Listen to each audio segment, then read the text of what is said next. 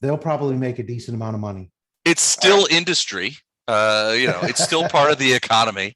We don't want to segment any part of the economy out for special attention. For those of us just joining the recording, we were talking about church. Okay, Yes. and now you can move on there. Still part of the economy. Right. All right. So while we wait on Gordon, let's do a quick update, because there was a couple of people who were not here last time, and there were some fairly interesting things. I'm sure, Matt, you're looking at this map going, I don't recall this map, and why is there a big orange line? So we'll start from the end. The big orange line is a wall of fire that you guys are surrounded by, and you guys are talking. Not Illendar, that's true. So you are also have been speaking with this fella right here, a little guy I like to refer to as Runelord Alderpash. He stands about 11 feet tall. He's covered in runes. He has things circling his head. He has a staff that looks like it just exudes power. And he has been talking to you. But let's go back to the beginning. So when we first started last time, you guys had just entered what looked to be sort of a crossroads area. There were fountains. There were these sort of green braziers that gave off a eerie light. And at one end, you entered from one end, and you basically, it was sort of like a four-way intersection. At the farthest, you could see a huge statue of Baphomet, partially enswathed in darkness, on a 4-foot pedestal that was sort of just sitting there. To the right, you found a huge door barred with a large hunk of crystal, that the door of which had a ton of runes on it that gave the name Igramalash.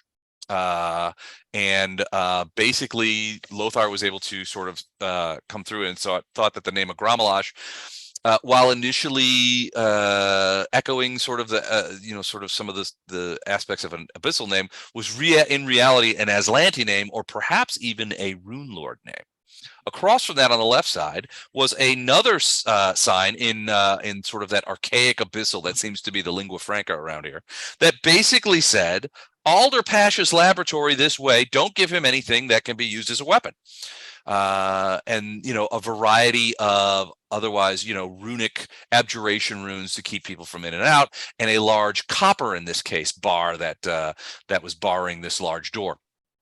You guys managed to move the copper bar out of the way and entered down into a sort of underneath area, basement of sorts, where you encountered some fairly strange undead, which attacked you at first as you guys came into these rooms. And these undead, they sort of looked like ghouls, but they seemed to be made of some sort of powdery substance that could disintegrate and integrate at will. In certain cases, they were able to cast spells, especially curses. And Storm got cursed a couple of times before Lothar was able to remove those curses. But as you guys entered into what would be more properly called the laboratory area, you guys were confronted by Alderpash, who basically had not an interesting story, but was curious as to who you were. He immediately cast Time Stop, set up a wall of fire which encompassed what he thought was all of you, although Illendar is still outside of the wall of fire, and to his knowledge is not that Alderpash isn't aware that he's out there. Also grabbed Gatto in a Big B's grasping hand and set a delayed blast maximized fireball 10 feet above Storm's head before the Time Stop was able to. And also set up a barrier, the green circle, by which no creature seems to be able to press forward into. Although both Lothar and Fletcher have bumped into it on occasion and were rebuffed. Basically, he was asking, who are you guys? And you guys told him. I think Gatto immediately, basically told everything. Another thing is Don's not going to be here tonight either.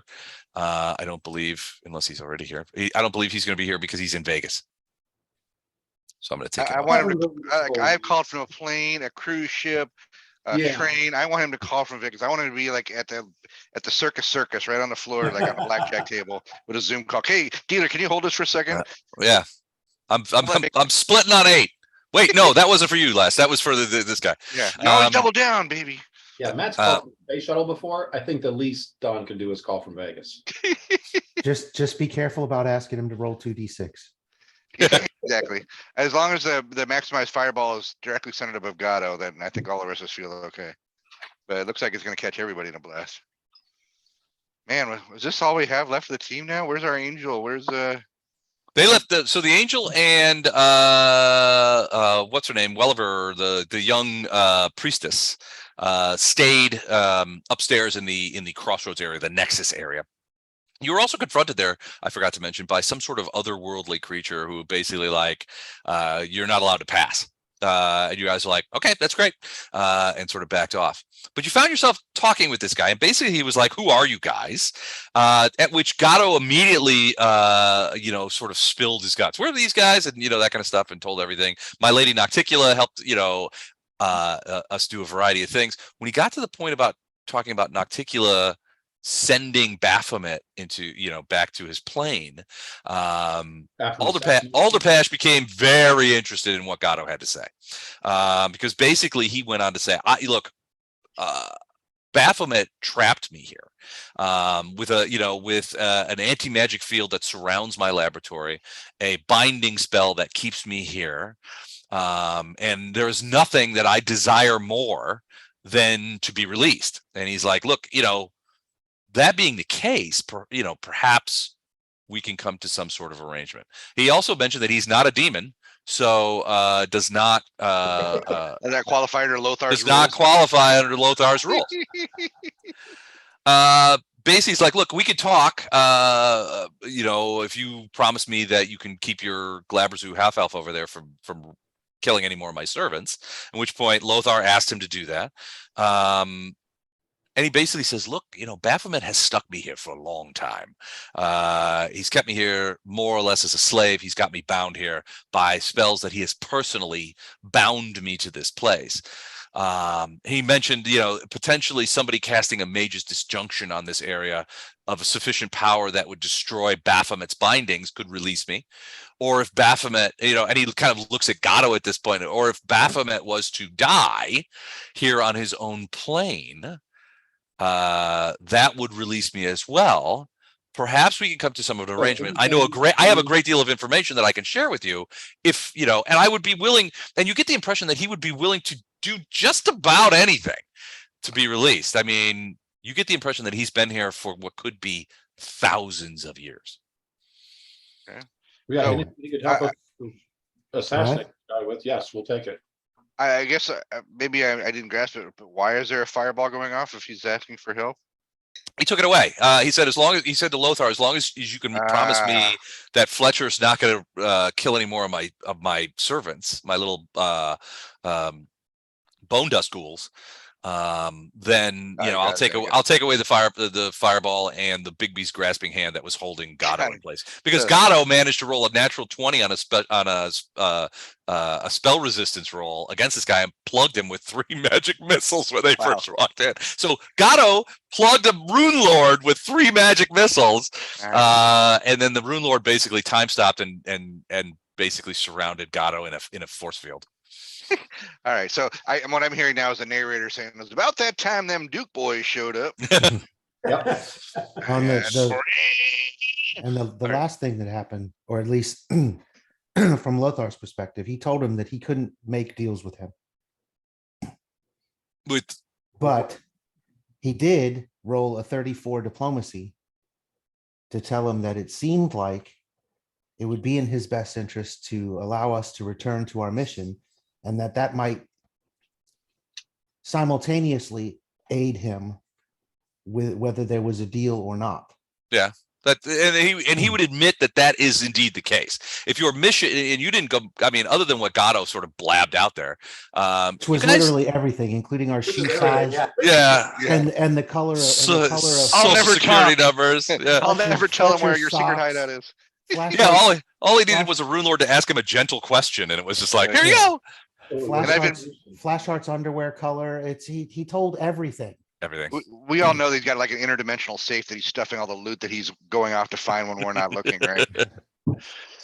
You guys don't know what he does when he sort of does one of his patented disappearing acts. Something creepy, I'm sure. Oh, I'm sure it's probably extra. Hey, who's But on yeah, the show right basically, now? And, so what's Alderpash will admit, he's like, look, basically what Gatto has said is you're looking for the Herald of the Ivory Labyrinth. He is here, and I can help explain how to get to him. I can. right? He's like, look, if what you're saying, Lothar of Erastil. Erastil, if what you're saying is that you're reluctant to make a formal arrangement with me, but by the virtue of finishing your quest, which is the rescue of the Herald of Iomade, if I'm reading you right, that could end up resulting in damage to, or even potentially the death of Baphomet. And if that's the case, then you're absolutely right. The death of Baphomet would release the bindings that hold me here, and I am fully capable of exiting this plane if those bindings were released. So I heard what Les said, but I also heard Miracle Max say, "Wait, if I help you, Humperdinck suffers." Yeah. Yeah. Oh, he absolutely does not like Baphomet, and you could see mirth on his face at the thought of Baphomet getting killed. What you can also see on his face is his doubts as to whether you guys are capable of doing this. Although he did seem a bit more sort of reconciled when Gatto was talking about Nocticula and how much he loves her and how he's going to betray all the people in the party to serve her, that kind of thing. But Huge. yeah, I mean, on a daily basis. he I can tell obviously if he knows trusts me as a Nocticula holy or knows paladin. of. As a holy paladin, I can tell this gentleman, no one has less faith than we can accomplish this than us. But we've been failing forward for years. So you know what? The luck of the gods is on our side, and I'd at least give us a shot. You wouldn't believe some of the shit we've gone through, and I pardon me, praise to Iomade, but you get to the space. So maybe it may sound a little trite from Paladin, but have a little faith that we might get this accomplished. Well, sorry about high diplomacy. Maybe not 34, but sorry, I'm tweeting. We've been failing forward for years. Here, hold on a second. Okay, got it. So yeah, I mean, from his point of view, he's got nothing to lose, right? So if you guys fail, his situation doesn't change. If you guys succeed, his situation changes significantly. So go ahead. Can I ask a real summary on Runelords? Are they evil? Are they good? Are they have specific I need to know about Runelords? I've heard the name before, Razzle Runelords, whatever, but I don't really recall what they are or why I should care. Runelords. It sounds like the kind of thing you tell this kid is to get them to go to sleep. Like, you better go to sleep and clean your room, Billy, or the Runelord's gonna get you. Runelords are gonna get you. No, Daddy, no. All right. My room. I'll learn to read. So there are 7 major Runelords that are each associated. So before Earthfall, which is what destroyed the Aslanti Empire, the 7 Runelords of Thassalon ruled each of them ruled a separate realm before Earthfall. Each Runelord was a powerful wizard tied to a particular aspect of sin magic. So when oftentimes you hear Runelords, the greater Runelords talked about, the 7 greater Runelords, they're talking about the Runelord of greed, the Runelord of envy, the Runelord of sloth. They all sort of are associated with these cardinal sins. There are also other Runelords, which would be wizards of Thassalon, of whom they are of greater or lesser powers, and that have basically use old Aslanti magic and rune magic basically the Thassalons took rune magic as far as it could go, and so the Runelords were masters of those rune magics. And underneath the 7 greater Runelords, there would be potentially, no one really knows for sure, but potentially dozens of lesser Runelords who would have not as much power as a greater Runelord, but still a fair amount of power compared to you guys. Lothar was able to remember the name of Alderpash from a book on Runelords that he read or studied back years and years ago when he was an acolyte priest in the Northlands. But as far as Alderpash's specific power, or even if he had specific powers akin to what the greater Runelords have, he could not remember. All he could really know is that their Runelords are essentially ancient wizards of early Thassalon that predated the Aslanti Empire, which predated what you see in Golarion today. So to meet one is largely a dangerous thing. So I guess to put it in Flashheart simpleton terms, we're not sure if he's part of the Earth, Wind, and Fire or a tribute band, but he's still a badass, and we should be respectful. Right, and then you mentioned are they evil? Well, this one particularly is at least part, according to what Lothar has been able to sort of derive, and you could sense this a little bit as well, as at least is this one that you're talking to, Alderpash, is at least in some ways some kind of undead. Yeah, I wouldn't like that. Generally speaking, thousands of years old, not surprising. Yeah, generally speaking, though, assigning labels to Runelords of evil, good, law, and chaos, that kind of thing, is largely difficult because of the sort of the ancient wizardry has their knowledge of ancient wizardry, and the fact that they are largely steeped in this magic that is basically in large part lost to modern wizards today, sort of transcends a lot of those kind of evil good relationships. At best, they could be ascribed as, I mean, if you had to throw a alignment at the Runelords as a whole, probably the best one would be some variant of Chaotic powerful. Chaotic lawful or evil good.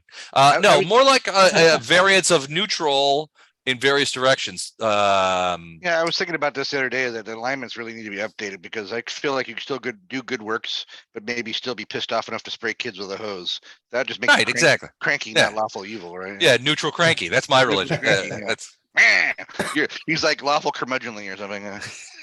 You would probably guess that they edge, depending on the Runelord, depending on the type of magic that they do and specialize in, they would waver between lawful neutral and chaotic neutral. Okay. If I was Illandar, I'd want an internship with this guy for a while. All right. Computer, all right. Computer, please tell us what it takes to become a lich and hang out with spellcasting undead. One moment. Now that we've had the used car sales pitch of alignments are really just sort of this nebulous thing. Yeah, it's all. I don't know why you guys gotta label everything. It's all fluid, bro. I'm gonna drink my oat milk. Alderpash as if he was a redheaded woman. Oh shit, dude! We talked about this. To fuse a weapon, like a nuclear weapon, right now. We talked about this Ixnay on the Ukche kind of thing with the redheads. Is that a trigger warning? No, I'm with him. Yes, treat it just like that. But yeah, so I mean, so we do not make deals with redheaded women. All right, I'm tweeting that. Yeah, I think that's a life lesson right there. Yeah, that's valuable advice. That's not just table kibitzing. That's it. I'll give you that for free. What? Wait a minute. What colored hair does a Ruchelet have? Ruchelet? Black hair. Okay, we're good. All right, never mind. Carry on. Yeah, she's a dark and saturnine woman. You already know she's a succubus. There's no lying there going on. Yeah. You have to chug potions like they're PBRs just to not die. Not anymore, though. Not anymore. Get a crushed potion thing on your head when you're done. Yeah. Oh, wait, so basically, he will admit to you, Lothar, that you're exactly right. He goes, I'm not looking. He goes, I have information that you could use because I'm familiar with this with this prison much more than your angel, and I can tell you how to get to the Herald.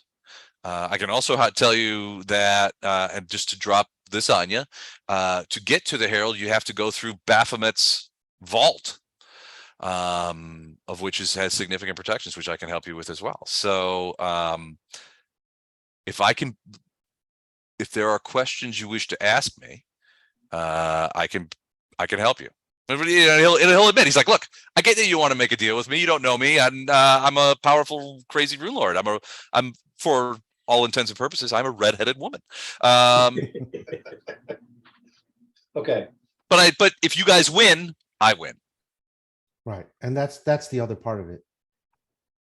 We can't be guaranteed of our success. We're on a mission assigned to us by Omade. Mhm. I'm on the mission because Erastil told me to assist the Paladin of Iomade. So this is what we're already doing. Right.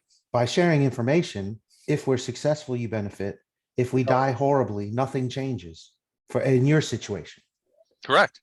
So again, I am not at liberty to make specific pacts or deals with anyone that is an inhabitant of this prison. And I'm sure that you understand that and understand why. I understand completely. You dare not do such a thing for in that it will jeopardize your position with your gods and your mission. I understand. So if you have information that would allow us to proceed on our mission, which if we're successful will, as a side effect, be helpful to you, then I would appreciate it. If you can't, or don't want to without assurances in your favor, then I'm afraid that I can't do that.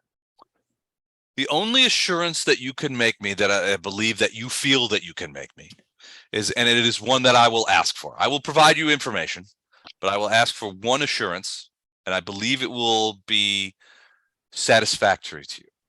I want your assurance that if the opportunity presents itself, you will try to kill Baphomet. Oh, I will So- swear on So my. I'm going my to, sword on that one. I know that seems obvious, but it's a redheaded woman, so proceed with caution.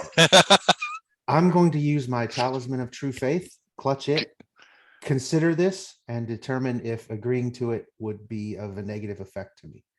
Every time he uses that, you should have new word or truth faith kicked on, ready to pump top on there. Reach out, touch faith. No, your talisman does not indicate that this would be a problem for you alignment wise or power wise. I just Okay. love watching Lothar make deals. This is not making a deal, Paladin. It fills my spiritual soul, nourishes me. Uh-huh. I'm going to have a talk with Iomade about you. All right, so Boy, right now, what are you talking about? I've done everything the woman has asked me to do. I'm over here in yet another hell plane. Totally losing my cracked mind. she's got more plans for you guys. I've seen book 6. You guys aren't gonna like it. All right, so the first thing he says is that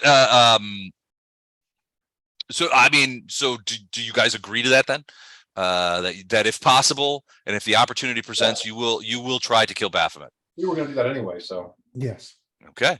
All right. That being the case, he accepts that and he says, let me give you some information. So he says, first thing is about how I am bound here. He goes, I know of 2 spells that can negate the bindings that hold me here: Anti-Magic Shell and Mage's Disjunction. Both of these spells are abjurations, which he admits he cannot cast. He cannot cast abjuration spells for reasons that he does not go into. Which, So basically it happens for the best of us. Yeah, for the Lothar he is once pretty old.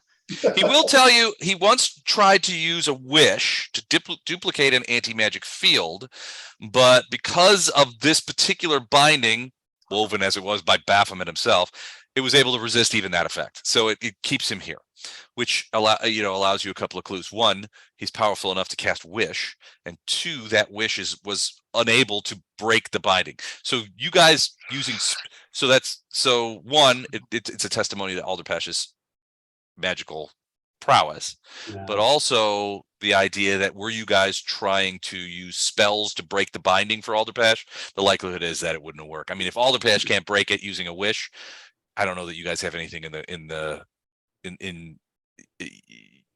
spell book that will work. Yeah, and I think we were clued. Pretty sure that'll work. What's that? I've got a 3rd level Dispel Magic. I'm pretty sure that'll work. And I think we were clued. Give it a shot. I think we were clued into his power level when we walked in here and he cast like 7 9th level spells in a row, Yeah. all in the same action. Yeah. I think we got the Daisy point. chain. We Okay. got the point. All right, so he's pretty certain that a Mage's Disjunction would work, but he can't cast a spell. He will admit that he can't cast a spell himself, and he has yet been able to lure anyone to this prison who can cast it. And it seems obvious. He goes, "You guys can't cast Mage's Disjunction, can you?" Bardos is the closest one. It's the spells that you've referenced thus far as I know, are They're both beyond our 9th level. abilities. That's an arcane spell. Unless somebody's got a scroll, but I don't have anything like that. Bardo would be the only one that could. What level? It's a 9th level spell.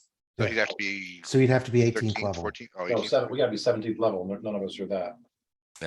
Our 9th level spells at 17th now? They always Okay. work, unless you're a spontaneous caster, then they're 18. So, God knows 17th level. He's just not telling us. so he agrees with you. He says, "Look, the best way to do it then, to release me, would be the death of Baphomet." He seems mightily intrigued when Gatto basically said that Baphomet had been killed on a different plane and sent back here for a year and a day. He would ask you some questions like, "How long ago was this? Are you guys still in the time frame, or has Baphomet's year elapsed?" And you guys are like, I'm assuming you tell him that. No. Last week. It was only a couple of weeks ago. Tuesday. Yeah, it's only a couple. So he's like, yes, that kind of thing.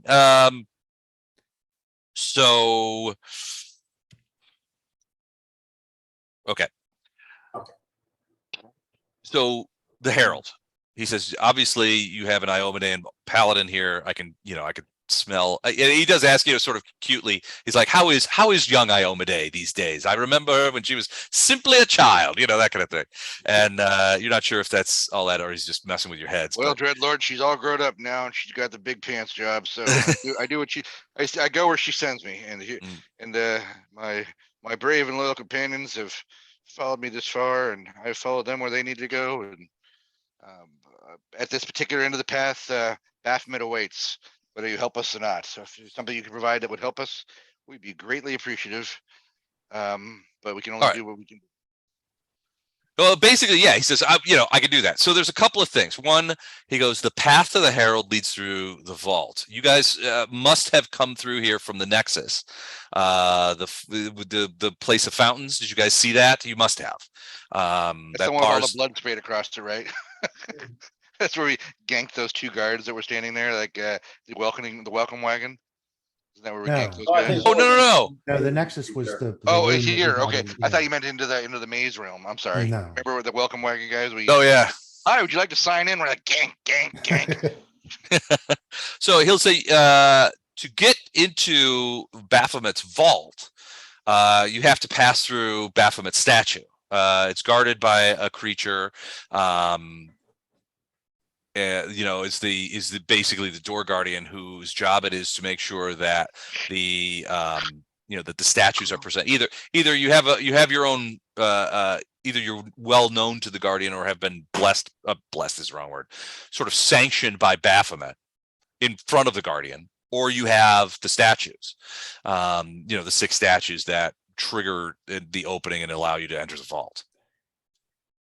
Do we have any statues? I think we defaced every statue we found, right? Well, you did see some statues. I mean, when you guys defeated the warden in that office, there was a couple of statues, small statues of Baphomet that were sort of sitting around. And if you describe these to Alderpash, he will agree. Those are the statues. He goes, in fact, and he kind of runs over to behind, sort of over by those tables over there. He reaches around and he pulls one out. He's like, I have one. They don't typically need one, so they thought it would be funny to hide one in here. To keep others from obtaining them, because mostly the people who go in and out of the vault don't need the statues. But here, take this, and it's like we described the ones that you saw. So it's basically about 2 foot tall, made of stone, heavy, about probably 30 pounds of some black stone. And it is essentially a carved representation of Baphomet, in that sort of cross-legged seating position. But it's got a flat bottom that you could easily set it into. Actually, the bottom is a little bit concave, so it doesn't sit easily on the ground. Just sit there. It kind of woggles around. But what he'll tell you is that there are 6 of these statues, and they fit into. I don't know if he's like, I don't know if you've seen in the Nexus the statue of Baphomet, the big statue of Baphomet that is the gate to the vault. But if you look, there are like dish-shaped structures, reservoirs, he calls them, that are designed to hold these statues. And if you fill all 6 of those, then that particular doorway into the vault will open. He says, to get to the herald, you have to pass through the vault. And the vault has its own guardians, and you would have to be careful about that. And he's like, have you defeated Svendak, the drow warden? Right? Was the warden we fought wasn't a drow, was he?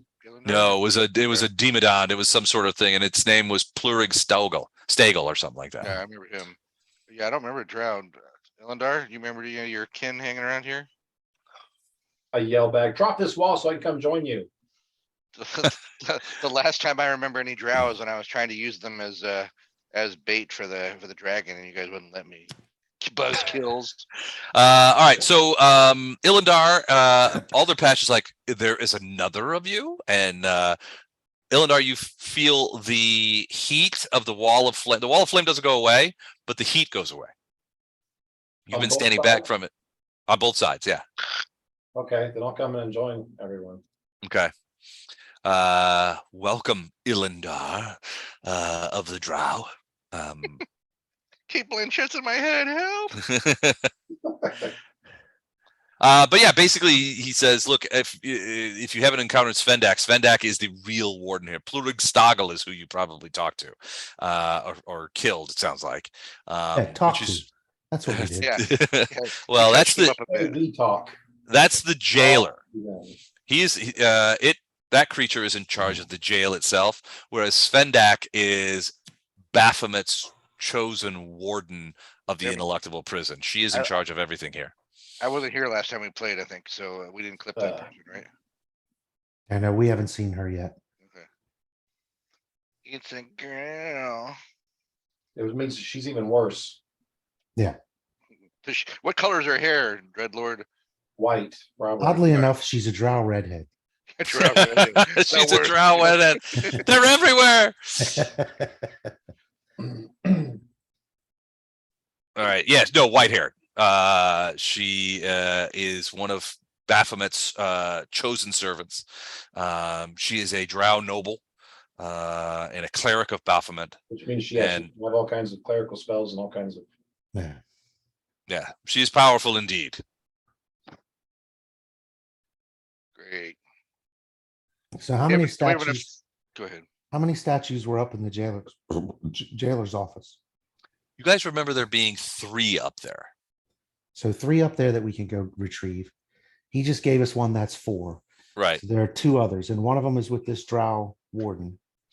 Well, he thinks so.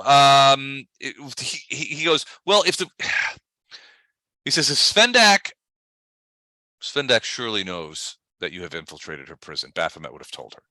I'm pretty sure she could follow the body trail that we've. She's slacker because we kind of pretty much been just wasting stuff going all the way through here. She's probably in the vault itself or with the herald, because she's probably surmised by now that that is your ultimate target. So she would have, she has no love for Plurg Steigel, so she would have allowed him to be destroyed. If she knows that you're heading for the Herald, that's where she would have placed herself. She's probably in the vault waiting for you. If you can get 4 statues, I know that there's a 5th in with Igramalash. In Igramalash's cell. He is a creature. He is a creature of great power. Not quite a Runelord, but Will he consume us the second we It's not pop the- him it's not out? the creepy little girls, is it? I'm sorry. I ask, is like that dude isn't the creepy little girls that we saw, is it? Oh no, Igramalash is a monster of gargantuan proportions.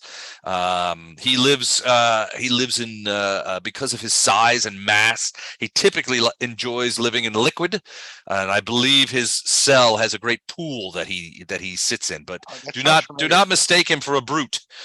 He has many powers. I think we saw that cell, guys. It sounds familiar. I remember there What was about our maps? a cell full of plants, and there was a creepy girl and a bunch of randos. But that sounds. There was the guys in the No. iron mask that were screaming or whatever. No, that was the door. The other door from the Nexus, the other side of the door that we went to look at has that name on A Gramalash, okay. it. No. All right. Okay. Like the one they stored here with me, they stored one with a Igramalash. Keep in mind that 95% of the time, to get into the vault, Svendak is typically the only one that will go in there, and she will have a a servant, probably Ishvanka, to aid her. She's probably waiting down there for you. The guardian of the gates, which you probably encountered, will have access to one as well. A Gramalash, you said he's not just a mindless brute. He's got powers, but has he got ability to be reasoned with, or something he wants? He kind of, so Alderpash kind of smiles, is like, reasoning with a Igramalash is something that most of those of us who know of him gave up long ago. All right. He is a horrifying creature and a behemoth whose rage knows no bounds. He cannot be reasoned with. We have a Fletcher though, so I don't feel too. He can be destroyed, but he cannot be reasoned with, not by any such as we. But we'll have to destroy him to get the statue, or by stealth or whatever. There's no. If we go in the cell, it's going to be on game on, is what you're saying. It's possible Igramalash does not even know that he has the statue, or it's worth if he does know of it. He is a ravening creature, full of rage and ignorance, malevolence. That sounds like you, Fletcher. You're ready to roll. Labrazoo hand over here. You guys go in there. Dad? Is that you, Dad? I knew I was looking for you. The Johnny Galabrazoo boy. Come here, son. I did it for you, Dad. I learned it from you. It's still the best. Okay, well, that sounds delightful. Do we have enough power to take some of these things on, guys? We seem a little short-handed without Gatto, Gordon, and Farina. Did you say something about Gatto and using power to do something? Right? Well, he's We can just he's usually distracting pretend. less for us by sending secret messages for 6.5 hours. We can pretend that there's an invisible thing running around while we're fighting. Yeah, you're right. You're right. And then it'll be just like he's there. Yeah, the 4 of us are pretty much what's needed for the brute strength of the party. Yeah, can we conjure a faux Gatto when he's not here, so we can? What I'll do is I'll put him in any initiative rolls, and then when it comes to his turn, I'll say, okay, what do you want to do? I'll be quiet for about 10 seconds, and I'll say, okay, that's fine, and then we'll move on to the next person. That's perfect. I love it. Yeah. It'll be like he's all right. So All of Oh, his go ahead. messages are just, I stay invisible, out of the way, and hide. That's every secret message is I stay invisible, out of the way, and hide. Because I stand right behind Lothar and go through his pouches. So the next thing he'll tell you is about the Herald, and he's like, basically, he will tell you the Herald of Iomade has been corrupted and transformed into the Herald of the Ivory Labyrinth. Right. He says the chamber in which the Herald resides is a simple one. It's a simple cell that he is bound there not only by his now obligations to Baphomet, but the fact that Baphomet has his heart. Part of the corruption of the Herald was that Baphomet himself ripped out his heart. Now, this is something that Waxberry told you guys a little bit too, that she sort of witnessed to a certain extent. It is on the far side of the vault, and the creature's heart probably exists within the vault now. It's not a vault. Baphomet does not lay up treasure in the traditional sense. He has many things that he prizes that he keeps in his vault. One of the things that he prizes, is one of his most recent acquisitions, is obviously the heart of the Herald of Iomedae, which he'll keep there. And he has, as part of the corruption of the Herald, he ripped that heart out of the Herald's body. My suggestion would be to slay the Herald, which is probably the best tactic. Sort of what you would do with like a dog gone rabid or a slave gone disloyal. Slaying it out of hand is what he recommends. Should you find the heart, though, which is probably in the vault, and put it into the Herald back, you might be able to reverse the corruption that Baphomet has inflicted on him. The heart is here in the prison, in the vault, I would assume, but restoring the Herald's heart will almost certainly require at least a few atonement spells to hasten that process. But it's not outside of the realm of conceivability for that Herald to be reconciled. But if you want my advice, it's best just to slay it. And get it out of and send it to wherever it belongs, because it has been thoroughly and rigorously corrupted by Baphomet himself.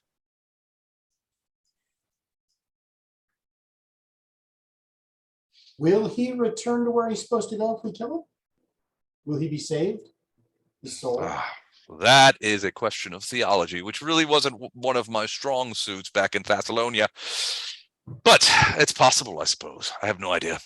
It's an ecumenical matter. I guess. I'm guessing probably not. To my knowledge, he has been thoroughly and completely corrupted. His title now is not a Herald of Iomedae, but the Herald of the Ivory Labyrinth, Baphomet's own creature. And so long, unless I miss my guess, so long as Baphomet holds his heart in his possession, then the creature can do nothing against his new master.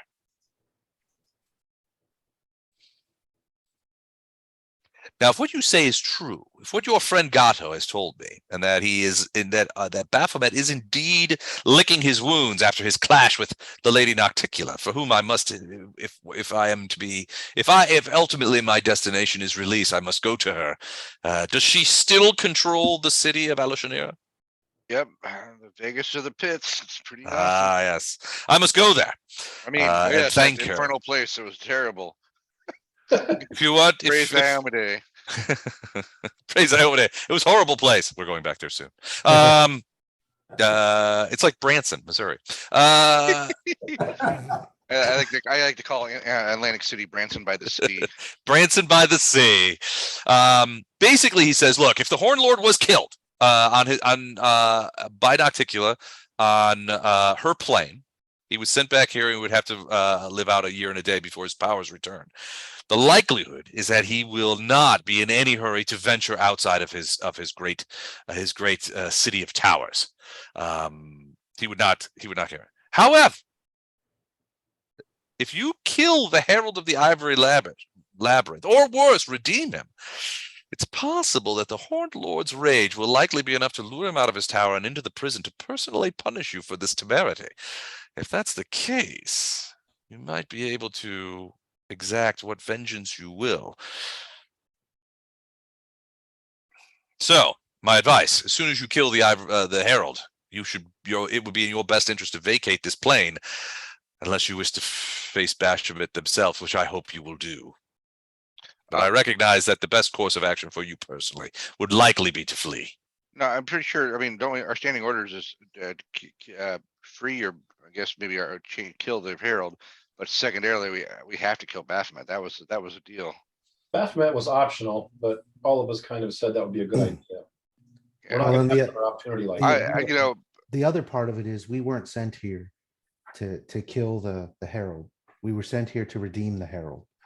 Yeah, That's why all of us were given the ability to do atonement by whoever that other Iomedean hotshot was.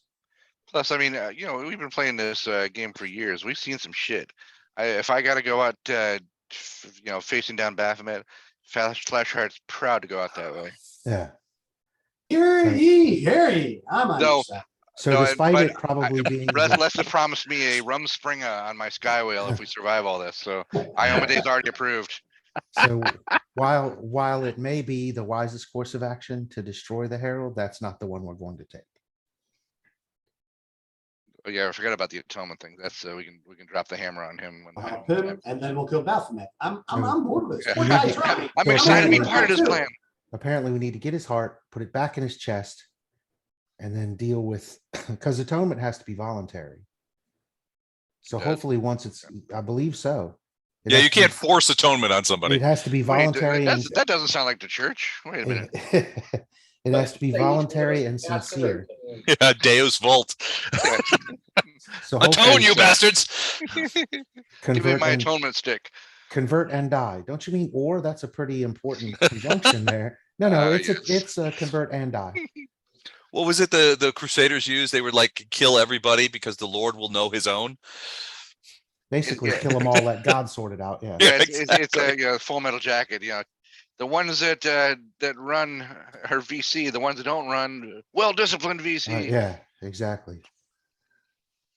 So, yeah, we got to try You to kill save. women and children? How can you? Easy. Don't lead them so much. So we have to save the Herald.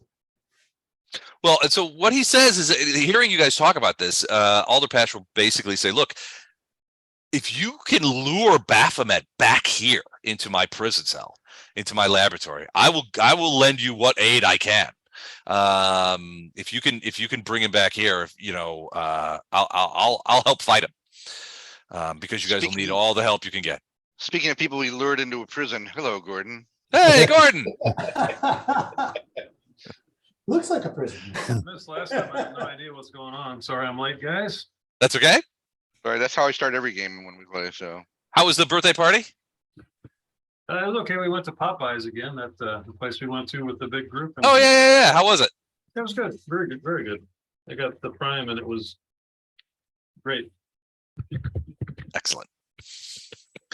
I enjoyed Marla made meatloaf and homemade bread today and homemade mashed potatoes. So that was a delicious. And I'm capping it off with some delicious homemade honey mead. So Wow, nice. which turned out, yeah. So Doug made this.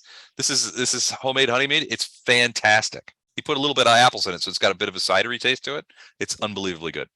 Yeah, I made the mead and cider before, but yeah, I like mead a lot. I do too. All right, so basically, Alderpash is basically saying, if you do get to a position where you kill or redeem the Herald of Iomade, and Baphomet comes, and you can lead him back here, I'll help you with what spells I can bring to bear. Because I want to see Baphomet dead as much as you guys do, maybe more. You guys can always walk away from Baphomet. I cannot. So he needs to die for me to escape. That's the goal. yeah, All right. we're all There's down on the another- plan, my friend. There's another way or an additional provocation that you might be able to give to Baphomet.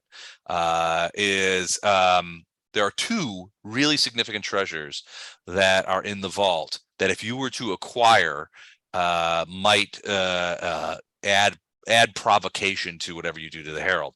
So first, Baphomet's original glaive. So Baphomet is a glaive bearer. His original glaive, when he first escaped Asmodeus's maze, is in there as well. Now he has new glaives that he uses in battle, which I would advise you to avoid as much as possible because they're brutal magic items. But his original glaive, the one he escaped the original maze with, is in there. He also has something that always confused me, Alderpash said, but he has a small, seemingly mundane ball of twine that he prizes greatly for reasons that are inscrutable to me. but he does. Baphomet If you were to acquire and potentially destroy these objects in Baphomet's presence, you would drive him potentially to a reckless fury that might give you a measure of advantage. So if we do that, because I'm trying to think, there's no way I think he's gonna follow us willingly into this cell. But if we could do those things, you think he might lose it enough that he would actually chase us all the way down into your cell? It would drive him into a fury that would rock the plane itself. So yes, potentially he would follow. If you were to do this and provoke him in this manner, I suspect he would follow you to the ends of the earth and chase you from plane to plane, trying to destroy you. These are two things. These are two items that he prizes greatly for reasons, for at least in one case, reasons that remain completely obscure. So the ball of twine, because maybe he's secretly a kitty. But what's the other one? His original glaive, the one that he escaped Asmodeus using. God, The ball of twine, obviously, that's what you used to get out of the Is it- maze. Isn't his original glaive? Isn't that what Mub is using in some other game? Mub's glaive is a whole different animal, but yeah, I mean, those Okay. glaive guys, they're all evil. Like, It's the evil. Everybody recognizes that the glaive is the evilest of all polearms. we couldn't even go to a tavern without him trying to trip the barmaid with that thing. I'm a Lucerne hammer man myself, but you know, glaive, I guess it's fine. One of those things designed to kill a horse, isn't it? Anybody that uses those, it's horrible. A glaive? Yeah, isn't that? Yeah. What a glaive is? Yeah, like most polearms, they're designed either to kill horses or remove armored men from horses and ruin their day. Hence the big spike on the top of most of them. that is perfect for eye holes in armored helmets. Anyway, he's like, that's what I know. If that helps you, then it is my hope that you will succeed. He's take a night off and you guys don't kill somebody. What the hell's going on here? The night's not over yet. Yeah, night's not over yet. But I don't know that they want to go after this guy because he basically trapped them. And this guy is a lesser rune lord. Rune Lord, I mean, Yeah. He basically Thousands of years old, some Right. sort of undead that nobody he's recognizes. got deity power, basically, right? I mean, what probably he's got on, the this is equivalent of like a pretty lower badass. level mage. 20, Yes. 24. Something like that. So now, And not previously injured by not Right. yeah. Yeah. certain god we're after. So we need to take the statue that we have, leave here, go back and get the 3 from the jailer's office. Right, so that makes me 4. That's 4. Then we have to Across go. the way, We have to go across the hall to the beast The big slayer big super beast, that's 5. and try to get the 5th Super one. beast, Super beast. Now, the only thing, Super beast. I want to ask him, how tough is the alien creature that's in the Nexus? That creature. Hold on, let me check my internet where I have it saved. The infernal device. He's clearly The evil. if he's infernal using the internet. device. He's clearly evil Uh, if he's referring to the Right, internet. so that would be number 6. That creature comes from a They're paid at race. Comes from a abyssal race called the Bil'Djooli. The creature, the guardian there, is a Navarch among them, a significant war priest of significant power. They are creatures not of this. Well, they are not of the abyss. They are from a place. Their race hails from a place that is far removed from anything we know of the plains. They are extraplanar creatures of note. They can do a great many things. Be careful about their ability to disarm opponents is one thing. They also have spells and can draw upon divine energies, both for attack and defense. The Bil'Djooli are an evil race, but they are definitely hard to kill because of their extraplanar nature. They come from a place far removed from what we would consider planar space. But that creature does hold one of these statues too, right? Correct. That is my understanding. So that's our 6th one. That would be the 6. so let me back up just a second. If we have to kill this guardian, the gate guardian anyway, to get the 6th, if we kill the guardian, do we need the statues to open the door? Yes, you do. The door still will not open. The Guardian is there simply as a interlocutor for those seeking entry. Largely, its job is to allow those that Baphomet has chosen to pass without using the statues. Right, it just seems odd that one of the statues you need to get past it, you have to kill it to get. Yeah, it's there to like let out other people in, is kind of its job. It's Oh, not no, really it- there to stop people from getting in because they can't get in without the creature letting them in. Its job is just to let people in that Baphomet has said. Okay, Right. What he's saying is that it's odd that it has one of the keys that would allow other people to get in. Yeah, what I'm saying Well, is what I want. one of the The- keys to the door is locked behind the door you're trying to get through. That doesn't make a great deal of sense. Well, no, you saw her inside the Nexus, No, the crossroads. So she's not inside the door. The logic behind that could be that it is her job to adjudicate the worth of those who present 5 of the 6 statues and okay. determine whether they should be allowed into the vault. Right, whether they she have gives them the 6 or tries to fight them. right. Gotcha, okay. So at this point, we need to leave and go collect the others and then go face the gargantuan beast for number 5. Does that sum it up correctly? That sounds right. Yeah. So we've just had a rest, so we should be fairly good on spells and stuff. If you wish to, you can rest here for as long as you wish, as long as you don't mind my servants and my returning to my work. He makes a gesture over to the tables in the north. Will there be screaming? No. I was still, when you guys returned, I was waiting for some reagents to continue on with some of the work that I was doing. My servants can be a bit off-putting to those of the prime material plane, but I assure you, they will not harass you or bother you in any way if you wish to rest here. See, the correct answer should have been, that depends, Fletcher. Are you a screamer? So no, like I said, I don't think too many spells have been cast, so this might be someplace we can come if we need to after the gargantuan thing. If that offer for respite is open, It is open and without end date. Okay, so but nobody needs rest right now. I don't think so. Solid, okay.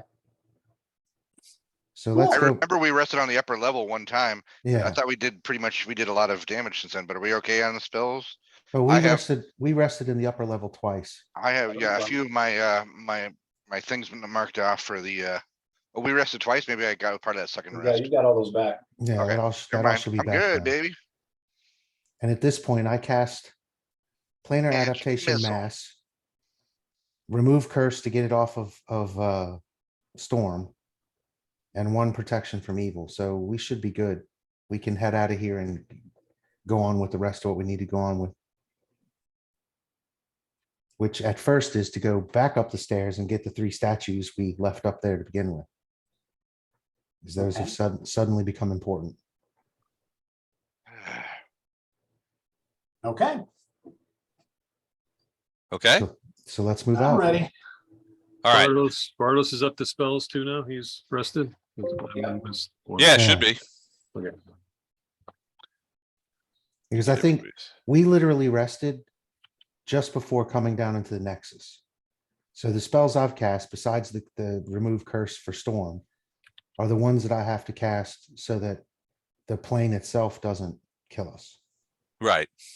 for lack of oxygen and it also gives us the acid resistance. I think it's acid. Yeah, Is it acid? yep. I get to pick, and I thought we were picking acid, but Picking acid, yep. I Picking always pick ass. acid. well, if you're gonna be resistant or immune to something, that's probably a good one. Okay. All right. So you guys leave Alder. Oh, well, he takes down the thing too. So you don't have to worry about that. You guys leave Alderpash, and he wishes you fervent good luck in your endeavors. He's like, I will be waiting. I will be ready if you manage to bring, if you bring Baphomet here, I will be ready. Tell him to be ready because we might be running in here and with a very ancient, oh my God, behind us. You go back upstairs very quickly, and remember, it's a ways. You guys, it takes Yeah.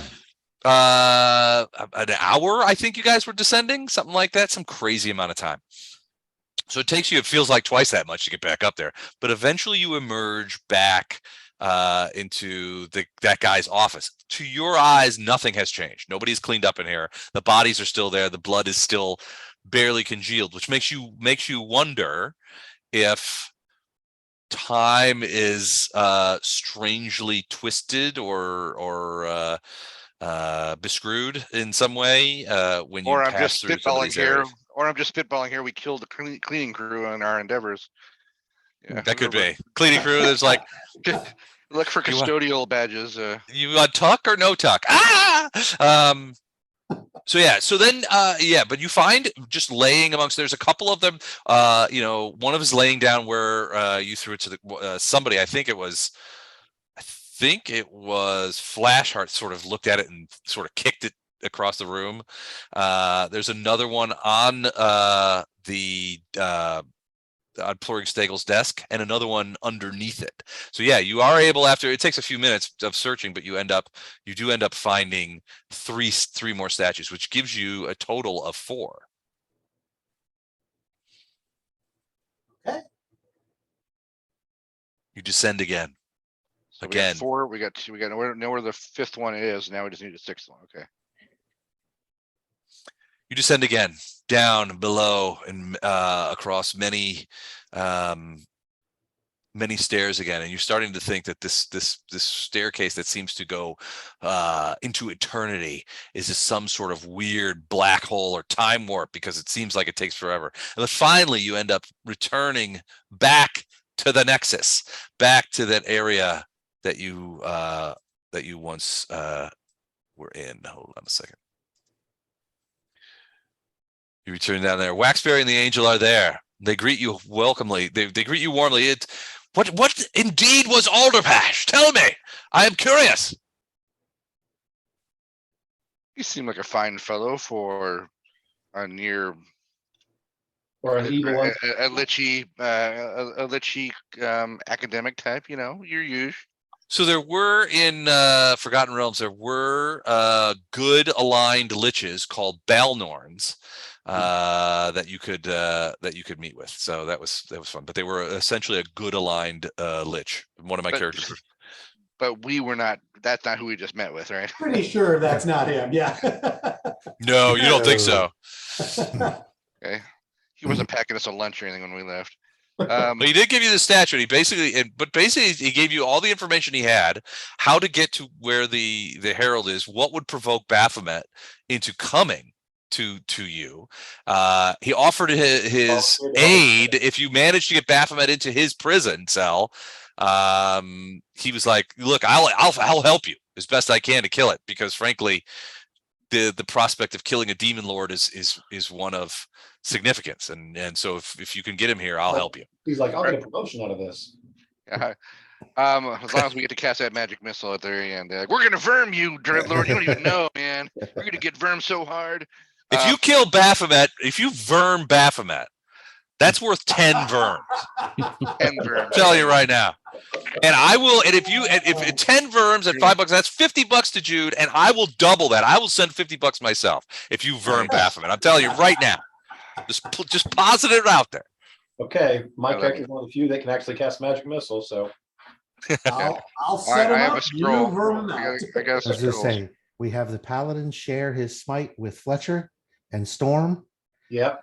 Fletcher He'll be goes and close. beats it down to within an inch of his life, and then most likely Invisible Gato will stab him in the back. Or I could just see Illidar. He's got a magic missile. It's just like swirling around his fingers, like now, no, now, no, now. And Boom. then the dagger. late. Oh! It'll be an epic night if we can make that happen. God will be like, you see him, Baphomet fall down, and there's Gato standing there with a dagger in his hand, like, what? I'm helping. You guys say I never help. I'd hit Yeah. him with magic. Mhm. No, I like to refer to movies a lot. I'm thinking of the first Bad Boys movie where Martin Lawrence finally blows somebody away, and Will Smith was like, "That's how you do it. Do it like that every time." All right, so you don't see the Guardian that once spoke to you. You can still see over by here this, obviously at the top, this is where the huge statue of Baphomet. And essentially that statue of Baphomet is the twin of the smaller ones, right? And so you can see there are like little, I don't know if you can see them. It's kind of hard to see because they're freaking gray, but you can see little circles. These Yeah. are the sort of concave dishes that you would put them in. There's 6 of them. You have 4 statues. I don't know if you want to leave the statues here. They're kind of heavy. You could leave them in Waxberry and the Angels Company, and they can guard them. For whatever reason, the Guardian has not appeared yet. Maybe Didn't you just appear until we went over close I last was time. gonna say, we haven't approached the statue, so, right. Yeah, we haven't set him off. but we need to go over to this side and reread this door. Door over here. The to the right, where I am. Okay, Yeah. I will Right. do so. I see the statue holes. I see the statue holes. I see 6 spots. So that's where we need to put the statues. So I think we should drop the statues that we have there for now. What I do, I will read the thing, but I would like to endeavor that we don't all stand right next to each other for whatever AOE might be coming our way sooner or later. So can we? Well, in this step out a case, little bit? if you guys remember Alderpash's door, his door had a big copper cylinder that was being used as sort of a door guard, and it did radiate a certain level of magic. In this case, it looks like it's not copper. The cylinder here that serves as the door bar is made of some sort of crystal.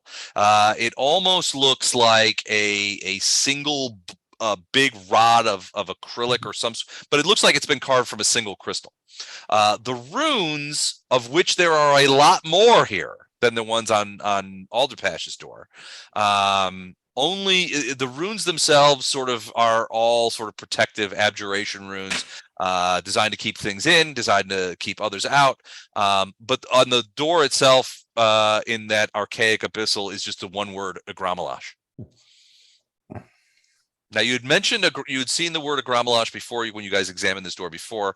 Lothar, with some of his historical knowledge, was able to say, "Look, it sounds a lot like a abyssal name, like a deep demonic name, but the reality is that it's much closer to Aslanti, and could be a Runelord name." Although Lothar, you did not remember the name Igramalash from your studies. You did see the name Alderpash. You remember recalling the name Alderpash in the list of Runelords. Yeah. You do not remember recalling the name Igramalash, but that doesn't mean it wasn't there. And there's a fair amount of discussion as to there could be Runelords out there that people don't know. Right. Well, but Alderpash has already told us that this thing is a behemoth monster that is very powerful, not just a brute, but also has spell-like abilities or something to that effect. Mhm. Is Yeah, well, probably intelligent, but cannot be reasoned with. So Yeah, if you guys ask him about it, he would probably say that the intelligence of this creature, well, it would be alien to your eyes. It simply does not.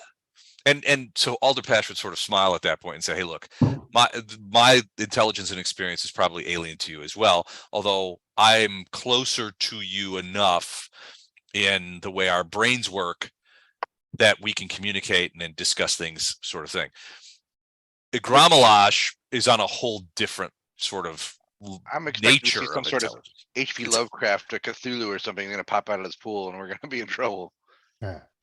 So basically, this room, our expectation is it's going to be a fight, and it's not going to be pleasant, and there's going to be no chance to try to talk this thing into just giving us the statue and going back in its pool and being cool. According to Alderpash, that's be the case. He's like, "Look, Igramalash cannot be reasoned with. If he detects you, if he finds you, he is Sounds like a perfect job he is, for Gatto if he was here. he's filled with rage." Yeah. I think we'd all be fine if we push Gatto in the room. Let's ask Gatto right now. Well, What'd he you would also say mere invisibility is probably not enough for you to pass Right. Igramalash. Sort He of has like he this has by the climb. senses. He has senses that only that are far superior to anything and far more alien than anything that you All right. that you are likely to experience. We can't pull a smog on him, huh? Just dance around taunting him. Well, even Smog didn't fall for it. I can smell you, thief. Yeah, you're unlikely to get even that out of Igramalash. Igramalash is beyond speech. So All right. Can't be bargained with. He can't be reasonless. He doesn't feel pity or remorse or fear, and he absolutely will not stop laying in that pool. so if if Fletcher wants to try to give a shot to the see if the crystal thing is the same 10,000 pounds of hernia inducing nonsense that the copper one was once he gets his head out of the freezer. Poor Dan. I hear ya. There we go. I hear you. He's back out of the freezer. You look Just you look give him chilly, a dude. Dan, do you know? Do you watch TikTok at all? No.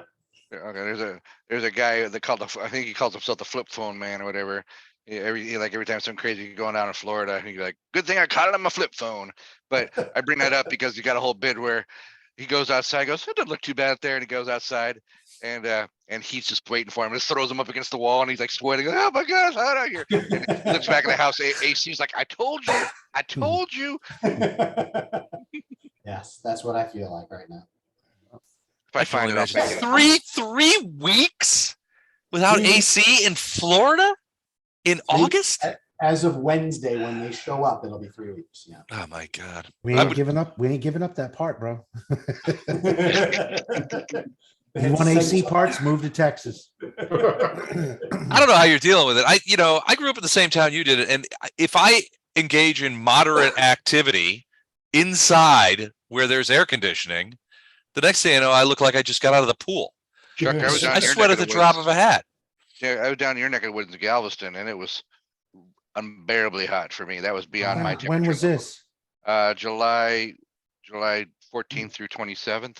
Oh, bummer. You should have said something. I'd have I come would've down and liked bought you a drink. Yeah, I would have liked to. By the time my plane landed 6 hours late, my family picked me right up from the airport and headed right to the cruise ship. So Yeah. They picked you up from from Hobby? Houston, yeah, or Yeah. Bush. I think it was Bush. It was on the south end of Houston, I think. Is that No, Bush? that's Hobby. Okay. I was gonna say. Yes. Then we stayed in some town right outside Galveston. I think it starts with L.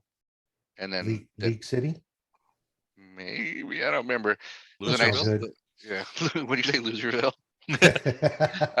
And then we jumped on the ship in Galveston. We came back. It was like 102 degrees out or something in Galveston, and with like 90% humidity.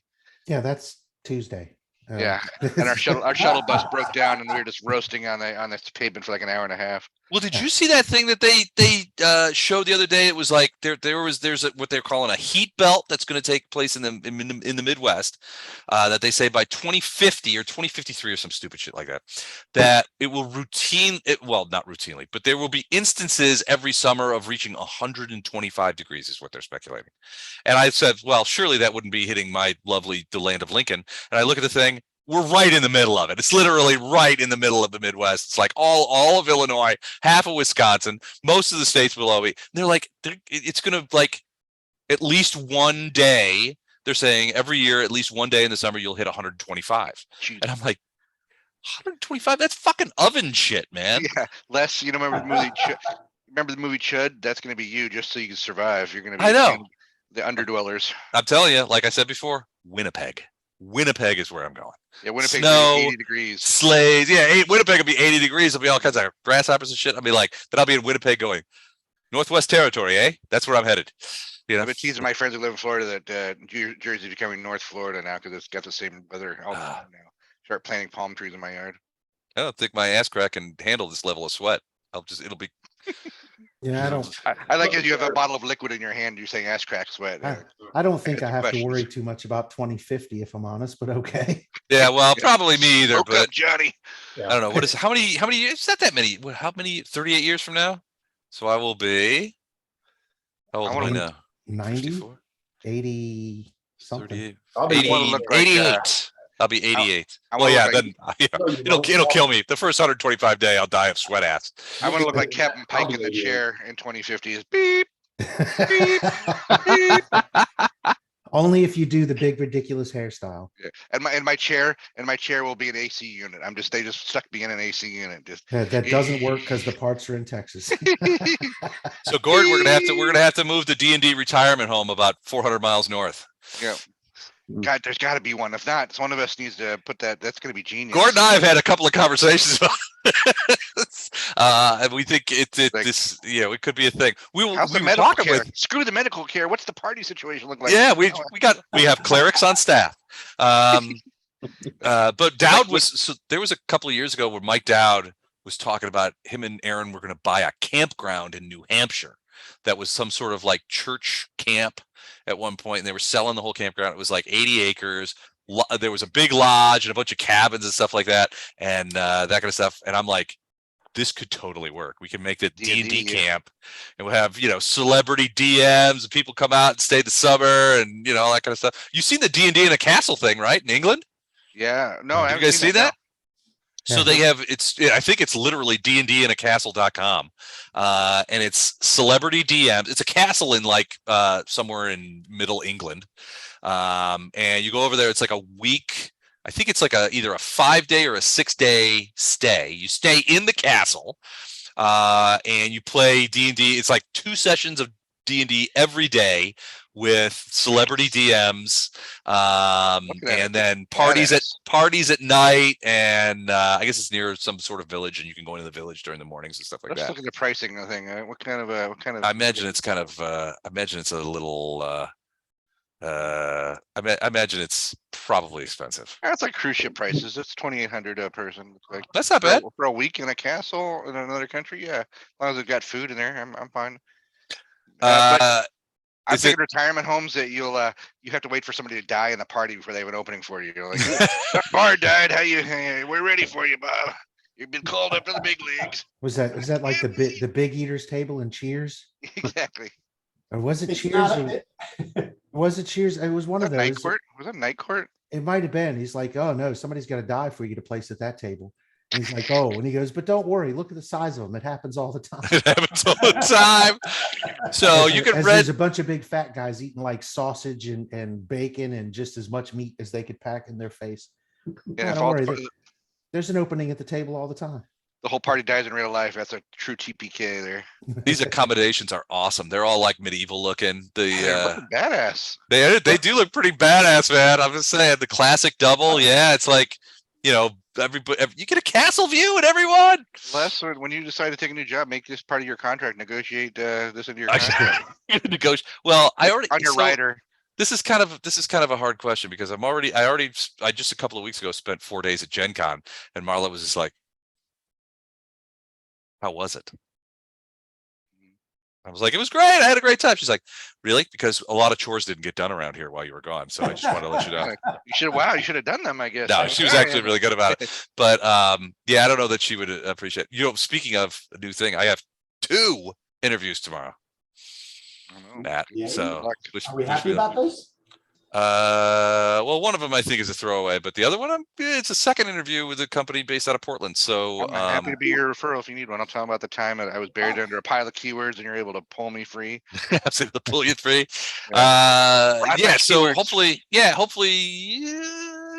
I'm hoping this pays off. It's agency work. So, and I have one for you. That guy said I referred to you for W Promote, which is I think you could write your ticket a little more because it's a referral from a client, but. I would talk to Brad about it if it becomes a thing. Okay, yeah, let me know. I would be interested in talking to those guys as well. Yep. Play the field, Les. Especially if it's a huge amount of money, which really appeals to me. All right, back to this though. All right, so you guys, Igramalash, it's an Aslanti name. You do not remember it being one of the Rune Lords, but nevertheless, from Alderpash's warnings, the word he used was behemoth. I mean, this is a creature that is powered by rage. It cannot be reasoned with. It is a creature, an alien creature, not from this world, not from this place. And he means when he says not from this world, not from this place, he seems to not just talk about the abyss, but all of it, like it's from outside of outside. So it could be anything. You don't know what's going on with that dude. The crystal rod which is as large, as far as you can tell, is the exact same dimensions as the copper one that you guys moved, It's what the ladies call me. is markedly lighter. So Fletcher, who gets a shoulder under it and is like, you were able to move it quite easily. But there's a moment where it actually sort of, but it's smooth. So there's a moment where you're kind of like pushing it off to the side and it slips out of your hand and sort of clonks against the ground, and you're like, holy shit, I'm just going to shatter this crystal. But it does not shatter. It just falls to the ground with a clank and sort of rolls a little bit to a stop. It doesn't look like it is damaged in the least. It may not be capable of being damaged by just dropping it. Okay. Well, there you go then. It's open now. You guys go in. So we should probably talk about this. Are we? Do we have a way to? We need to have the angel or somebody lock it behind us, or so we don't have an escape route and this thing doesn't get out past us, or do we? Do we leave the door open? What do you want to do? I don't know how big this thing is. If we can slip through a door or what. Most of these creatures like this probably are amorphous, like they can switch sides. I doubt that Baphomet would have set this up so that, oh, the door's open, I'm going to just walk out now. I think there's going to be something more to keep it from escaping than that. Clever girl. Okay. Okay, you're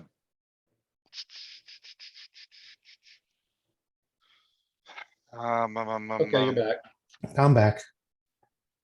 All right. Okay, let's go in. I guess Fletcher and I would say if this thing has got many powers, I just don't want to be caught in an AoE if I can help it. So let's spread out a little bit and then figure out what we have to do. So a couple people engage whatever we have to engage, and a couple people look for the statue. Right? Okay, so you guys go on in. Ready. Let's do this. Let's do this. I am one step behind Fletcher. Before we go on, I'm casting protection from evil on Storm. Say Okay. Storm, right? Yes, there she is. Hello, Storm. I'm casting it myself. And before we go in, I'd like to cast Bless on everybody. That'd be great. Thank you. Ooh, yay, thank you. Besides the +1 to hit, I'm not sure if fear might become an issue, but you get a +1 for that too. All right, how long do those spells last? Protection from evil lasts 15 rounds. 14 minutes. 14 mins. Okay, and bless. I'm gonna pack cast too. Bless is 14 minutes. Also 14 minutes. Okay, good. Since we're fighting a big bad here, I'm gonna throw an aura of greater courage on everybody, which is something I haven't thrown a lot. That hasn't been needed, but that's everybody becomes immune to fear. Really? Look at you. That is a 10-foot radius on me, so if everybody can get close enough, I'll cast aura of courage. Can you guys see Normally his? I don't do this, but Can you guys see his purple circle? Yeah. That's 10-foot radius. So we can all get in that for the purpose of the spell. Yep. So that's how long that lasts. 110 minutes. Looks like. Okay. Nobody run. Everybody fights. Nobody runs. That was going to happen anyway. All right, you guys again find this sort of temporal disjunction as you enter the doorway. It seems like the hallway goes on forever, and it seems like that you're traveling for for many minutes to get to there. But when you look back, you can still see the open doorway. It's like the path stretches out in front of you to keep you from getting into this room. But finally, you get close and you see it. The pathway sort of angles downward. You see these shallower stones. That's a downward ramp into an area that looks like some sort of almost like an oceanographic area. You can see a couple of things as you go in. Over here to the left, you can see what looks to be a sealed tank. There's no way in it as far as you can tell, and connected to it are these pipes, what look to be some sort of cooling elements driven by magic, and there seems to be some filters here. drawing water in, which puts in water into this tank. Inside the tank, there is an eel-like creature sort of moving back and forth that you can see. Around the other areas, you can see there's a sort of dais over here with a large armillary that is ringed by tables. The tables look like they have certain materials on them, various kinds of they don't look alchemical. They don't look arcane. It's just a lot of unrecognizable tools, a few like alembics filled with materials and stuff like that, but otherwise unrecognizable tools. You can see beyond them, barriered off by windows, seems to be an entirely fluid, almost like oceanic sort of vista, where you can see it looks like that this chamber is submerged in some sort of water. And you can see the shadows of large creatures, oceanic creatures, you suspect, occasionally floating around back there. Over to the right, you can see what look to be open chambers, which in some cases hold water and in others seem to be dry, but have remnants of what looks to be like they were filled with liquid. In this case, in case of the two, there is a large magic circle next to them, and what looks to be some sort of force wall that's blocking off the thing, because these two elements are filled with some sort of fluid, potentially water. And then in the middle, you can see what looks to be a large pool. It has a couple of sort of weird mechanical elements to it, and these steps lead up to it so that you can look over. It has a 5-foot ring around it, hexagonal ring, but you can hear the sloshing of that there's water in there. Even if where you're standing now, you can sort of see into it. If you step down into the room, you would be less able to see into it, but so you would step up on these stairs to sort of get a bird's eye view of it. And that's the room. You don't see any behemoth. You do see a creature in that tank, and so maybe in this tank, but this tank looks to be completely sealed. There's no top to it, so it goes all the way to the ceiling, and you can sort of look in it from what look to be some sort of lucite or crystal windows that are set into it, so you can see into the tank. But the water is quite murky, and you can't make out the creature within, although it does seem to be quite large. I understand that things in tanks love it when you pound on the glass and say, "Here, fishy, fishy." You're gonna tap on the glass. If there's Fishy, one, why are you sleeping? if there's one thing that Igramalash hates, it's when they tap on the glass. All right, so I'd say we search the room, maybe spread out a little bit, and the squishy stay by the door, and then. But if I was a jerk, evil god, I'd drop that statue in the tank like it's some sort of pirate treasure chest thing. So that's where I'm gonna guess it is. But let's go take a look around. Yeah, and that's the other thing. From being in the back, is it possible to do a perception check to see if I see? Because these statues aren't necessarily small. They're about 2 foot high, yeah. So Are can these I do? bookshelves over here? No, those are the empty containment tanks. 2 of them have a force wall that have water in them, Got it. and then the other 3 used to, but are now empty. You can see that magic circle, which is not permanent, seems to go below the force wall and into the tanks. But as far as you can tell, you can't see anything in there. Just water. Where my thing is going, that's where I'm going to carefully tread, as carefully as a paladin in full armor could tread, to go look at this. So you can just move yourself there. Move yourself. Can we do a perception from back here? Sure. And that's Fletcher that's moving. That's Fletcher. That's moving. Flash heart. Oh, I'm looking around to see invisible and to see magic less. I'm going to try to detect magic. Okay. Well, certainly there's a fair amount of magic in here, and Bardos, that that most things on this plane radiate a radial element of magic just because of the nature of the plane. In this case, though, obviously the magic circle and the force walls radiate abjuration magic. A lot of these sort of elements, the piping and the tanks radiate magic, various kinds of magic. You don't see anything in particular on the tables that radiate a lot of magic. Although the armillary, the giant armillary, when this is a huge armillary of a sphere that you don't recognize, certainly not of the prime material plane, it radiates a little bit of magic as well. Do you want to know the schools? Well, sure. So the magic circle and the force wall are abjuration, which is obviously the school of keeping things in and keeping things out. The armillary radiates divination magic. Fairly powerful divination magic too. Are the statues magical? The statues radiate a low-grade abjuration magic. Typically, they do not seem to exhibit a great deal of magic. And for what Alderpash described, a minimum amount of magic would be sufficient. I mean, a magical key doesn't necessarily have to be massively magical to work. It's essentially what they are, is parts of a magical key. Do they have a signature that I could try to use to locate the missing one that we're looking for? Potentially. Are you looking specifically for something like that? You could Yeah, narrow yeah. your focus. Yeah, it's sort of like narrow the radar. Right. Yeah, that's what I was going to try to do. I've never done that with detect magic, but seems like it could be possible. Absolutely, it's possible. And your experience with detect magic would certainly work in this regard.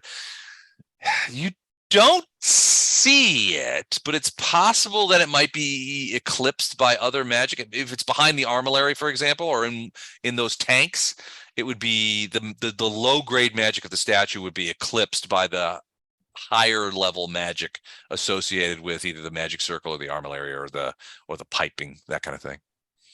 All right. Well, I'll share that with everybody. Okay. Flashheart, you go over to that desk, and it is indeed a desk, and you see several things. There's a series of alembics with various colored liquids in them.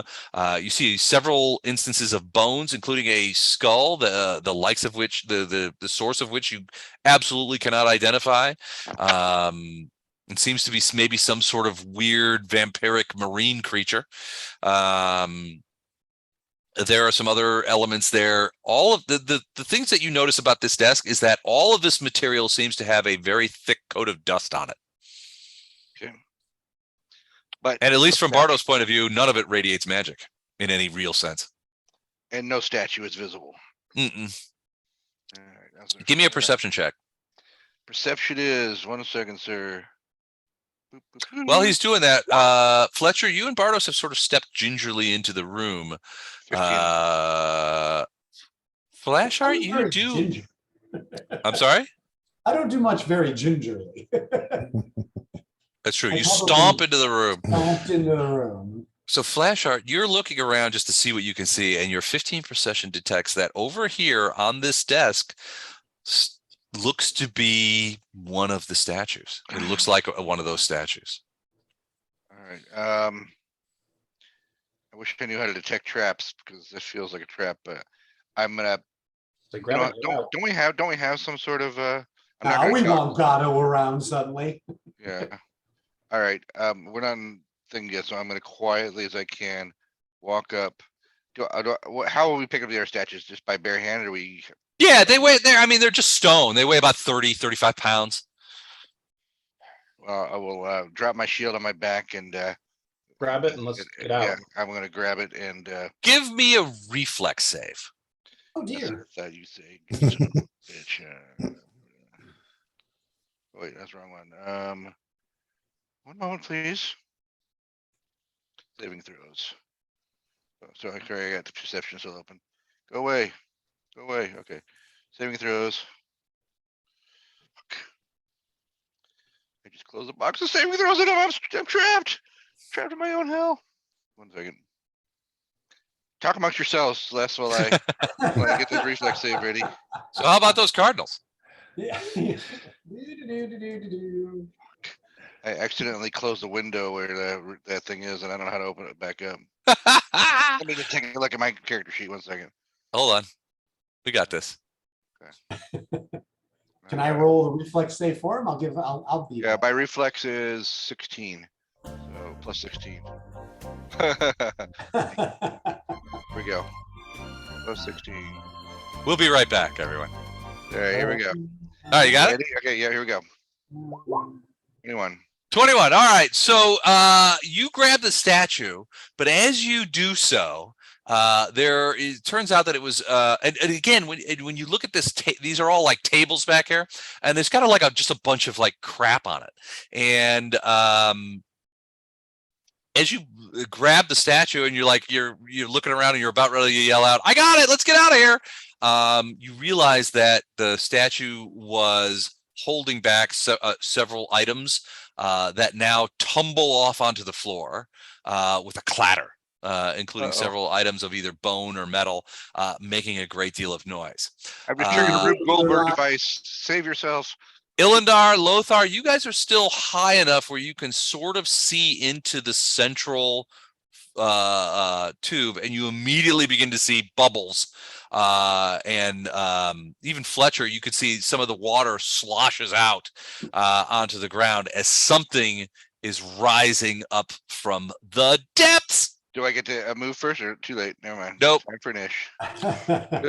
Soon a creature of immense proportions and disgusting visage emerges from the hexagonal pool with a splash and a roar, looking around, and it looks over to you, Flashheart, and you can see its body tentacles reaching out to you as its eyeless face it splits open in some sort of disgusting flip over, and a tentacle emerges from it, sniffing the air at you. This is what it looks like. Gross. I guess Cthulhu wasn't that far off. Smoke pours from its skull. Its face just splits in half in this remore-like, lamprey-like thing in which a tentacle comes pulling out. Its giant fisted arms swing wildly as it levers itself out of the pool, with tentacles emerging from its abdomen, reaching in all directions to try and hurt you. All right, I'm behind like a statuary or something in the moment, or no? Well, you're behind the armillary, but it's looking at you because it's noticed the noise. But the tentacles, what Fletcher, as you and Bardos will immediately see, and Storm to a certain extent as well, is that the tentacles must also have some sort of sensory capabilities, because several of them are sort of like sniffing around towards you. Time to play freeze tag championships, guys. Yeah, as we roll for a niche. Oh dear. Let's do it. Not the Nish. I'll be first of the second round. Oh my God. I'm re-rolling that. I'm sorry. I can't deal with it. Yes, you can. It's What? still No. very hot. He was sleepy and he slipped in the water. Can't believe my first roll of the day, my first roll of the evening is a natural one. That is crap. Well, mine was a He was 3. sleeping. He was sleeping. We got a surprise round on him, right? He's still going way ahead of me. All right, who's missing? It's me, because the damn thing that had the saving throws on it also had my initiative thing, and I'm paralyzed without it, so I gotta go back to refer to the character sheet. What do I roll for initiative? What am I looking at? All right, hold on. Do you click on your guy first and then you roll the initiative? Oh, there it is. thing? As soon as I click on my guy, there it is. Perfect. There you go. Yeah. Okay. All right, so let's go ahead and Go get click this on the guy thing is what I was sorted. missing. Okay. It's pretty solid. I wish I'd have done that. For Fletcher, like that is that's a lightning gentleman fast. 6 for Fletcher. That's nice. All right, let's go ahead and do this, and then Saving the let best for me. last. All right. Right now, you don't have any spells that are working in rounds or anything. These are all minute spells. Correct? Am I correct on that assumption? Yes. We got blessed. We got the courage thing, and whatever greater protection from evil that Ilindar threw on Storm, right? Yeah. Hold on.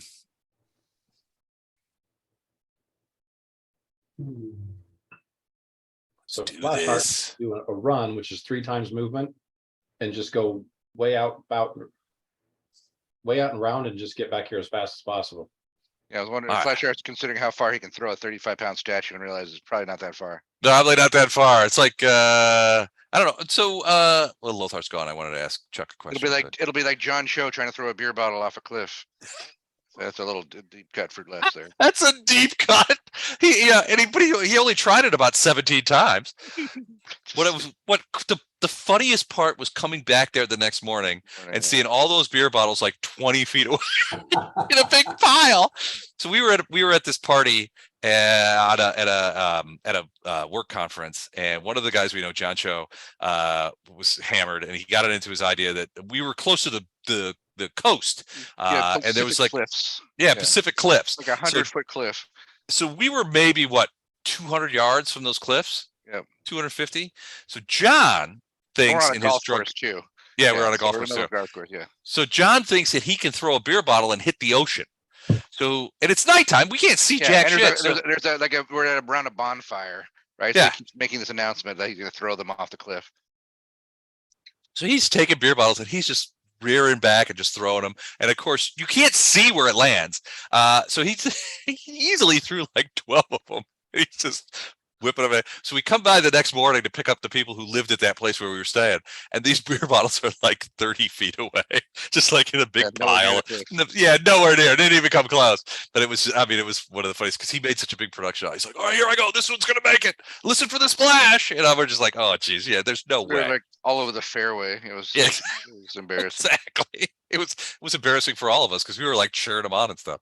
All right. That being said, Bardos, you are top of the order. You see this abomination emerge from this tank, and you can see this slimy water dripping off of it as it looks at it doesn't seem to have any eyes of any kind, but it sort of senses over at Flashart, who has caused this ruckus, and then it looks over at Fletcher, who it obviously sees as a Glabrazoo and wants to murder.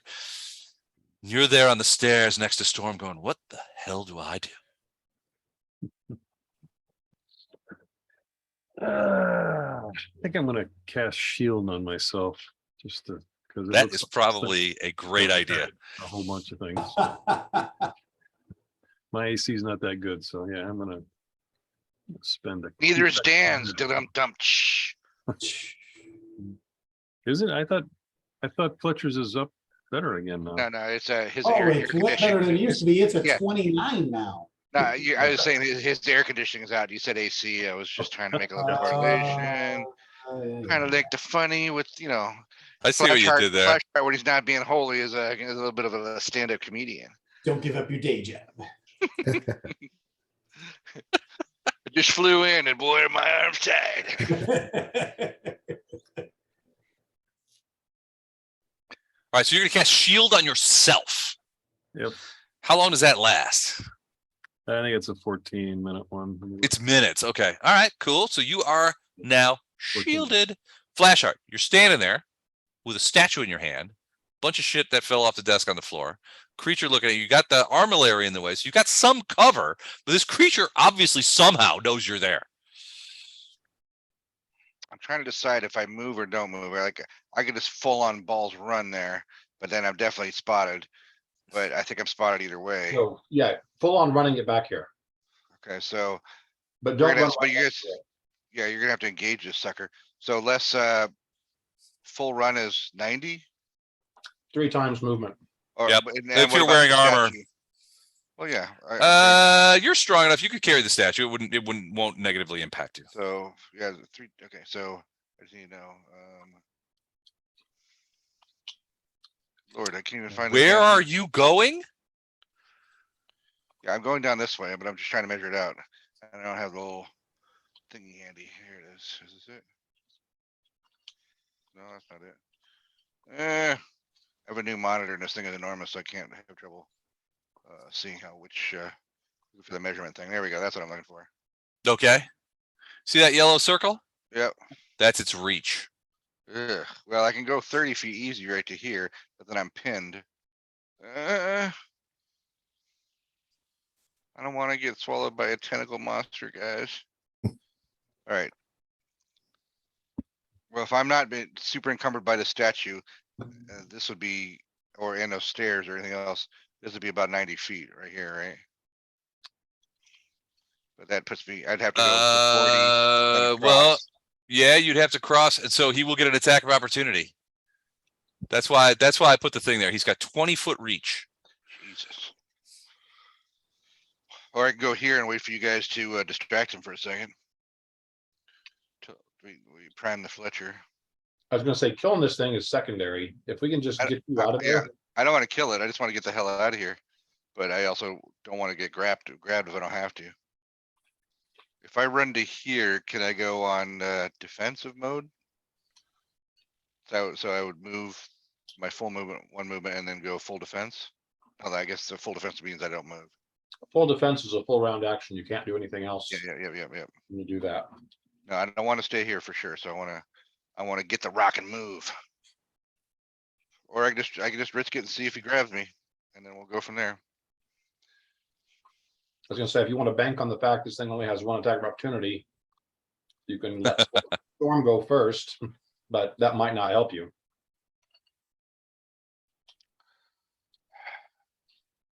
He's gonna have trouble getting to me here. Well, no, he'll just move into me and then I'm pinned. I'm gonna go for it less. Somebody cue the Chariots of Fire music. Here I go. Alright, so here I go. Dun, dun, dun, dun, dun. All right, so you're gonna Bartos, when he sees you running, is gonna say, don't run into that magic circle. Yeah, stop right there. Dun, dun, dun, dun. Dun, I guess Measure to right there. Or actually, if you're gonna be in the attack of opportunity anyway, you might as well get like to the bottom of the stairs and then start going up and around that circle. Oh, I see what you're saying. Like, so go here and then So across. see how much space that took you, and then continue up and around that circle. Okay, so let me go back. He's gonna get the swing anyway. So that's 30. Let's let's call it 30, and then from that 30, that's another 35, and that would give me That's- 15 more feet. So 65. Yeah, that put me So you've got 25 left. into at least to the, depending on Yeah, probably how start. Yeah, generous. Yeah, I'd say right there. That's what I'm going last. How many attacks and opportunities the sucker got? well, he's only got the one, but he is gonna use it. So, and it is a doozy. Are you as gonna he- move the statue with me, or I can't Oh, grab he it? doesn't have to use it. It's an option. it's an Yeah. option. He could just decide to go, what the Yeah. hell was that? It's the So I- choice, man. It's a conscious choice. All right, so he can't do that, which he's going to do next round, among other things. But you see his giant maw come like coming down on you to try and get you. So, which if he hits you with this, there's a couple of other bad things that happen. So, Yes. we'll take that one. 31 hit you? That's Oh. a fumble. That's a no. Actual fumble. Seriously? Yeah. baby. Wow, you rolled some hideous dice, monster. So Flash Heart's to the steps now, right? Yeah. I opened my plate arm. Did our Whoa, DM just quit? I mean, rage quit on us here. I've had it with this game. That's 2 1s in a row. That Yeah, happened to me last time we played. I rolled nothing but one. Remember? I was rolling all Right. rocks all night. But we playing Traveler. It was rocks for me. It was Snake Eyes like 3 times. he needs to stun himself or like, swallow himself. Yeah. You Bash swallowed his it. head into the floor, go unconscious and sink back beneath the waves. Yeah, that's why you should put those little rubber those little duckies down for adhesive grip. He slipped right as he got out of the tub. yeah, he was very not ready for this. All right, so the fumble is sneeze. You are dazed until the end of your next turn. So he sneezes. He doesn't have a nose. He doesn't have anything. But okay, so he sneezes. So you get to where you're going, and I'm dazed until the end of well, let me rephrase of my next turn. So okay. That was amazing. I think he must be allergic to paladins. Yeah, Yeah, that's it. No, I think I got one more in, right? We measured it to the very edge of the circle. Right there. Somewhere in I there. was gonna say, you should have made it pretty much to the front, to the first part of the steps. yeah. And I say we just keep running and Storm will back up. Remember how far it is and what the time dilation is. You don't know that. Well, you don't know with this creature's speed, but do you want to get caught on that hallway? Especially. Storm will keep it kind of busy until we can get out of here. We don't need storm ganked either, at least even temporarily. You can only summon her once a day, right? Or twice a day. I've got some protections for her that I Okay. don't have for you guys, so. All right. She's a lot more resilient and a Where's lot my more replaceable than you guys are. Not that I. Where's my speed? I just want to make sure I'm doing this right because I know I'm. So Dex +1.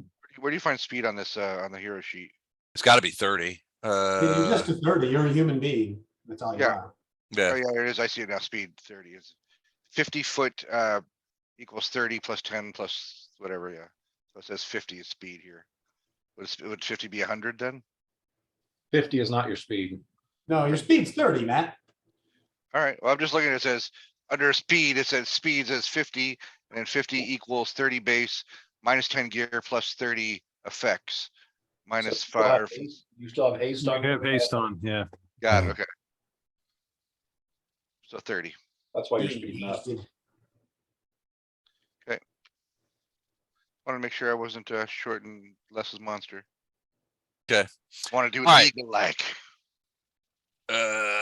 So I'm just So- checking his speed. Okay. All right. So Ilindar, you're up next. So you see Flashheart coming around. This guy's face just kind of like kind of comes down. You see him like shaking a little bit as you know water's splashing everywhere. Flashheart is sort of preparing to attack. What do you guys do? What do you and Storm do?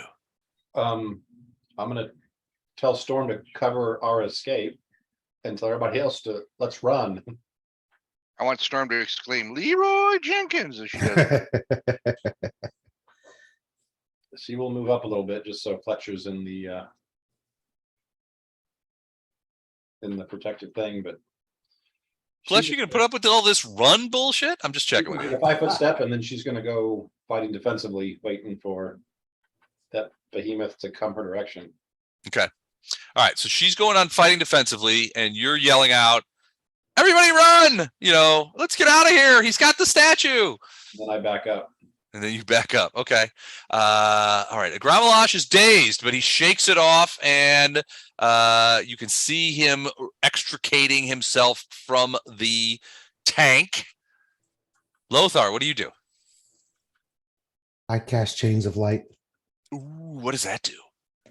So no spell resistance, reflex save. He's got to make a 21 reflex save. Okay. Right. Let's see. So reflex. Let's check his reef. That's pretty good. 21. Yeah.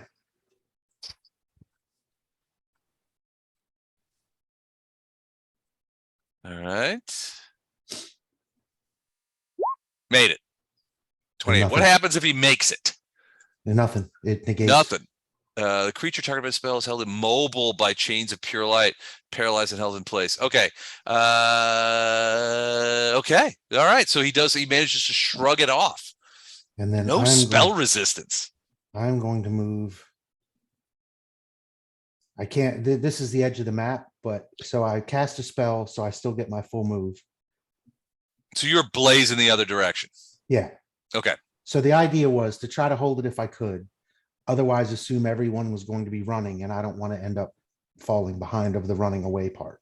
Gotcha. Okay. Fletcher.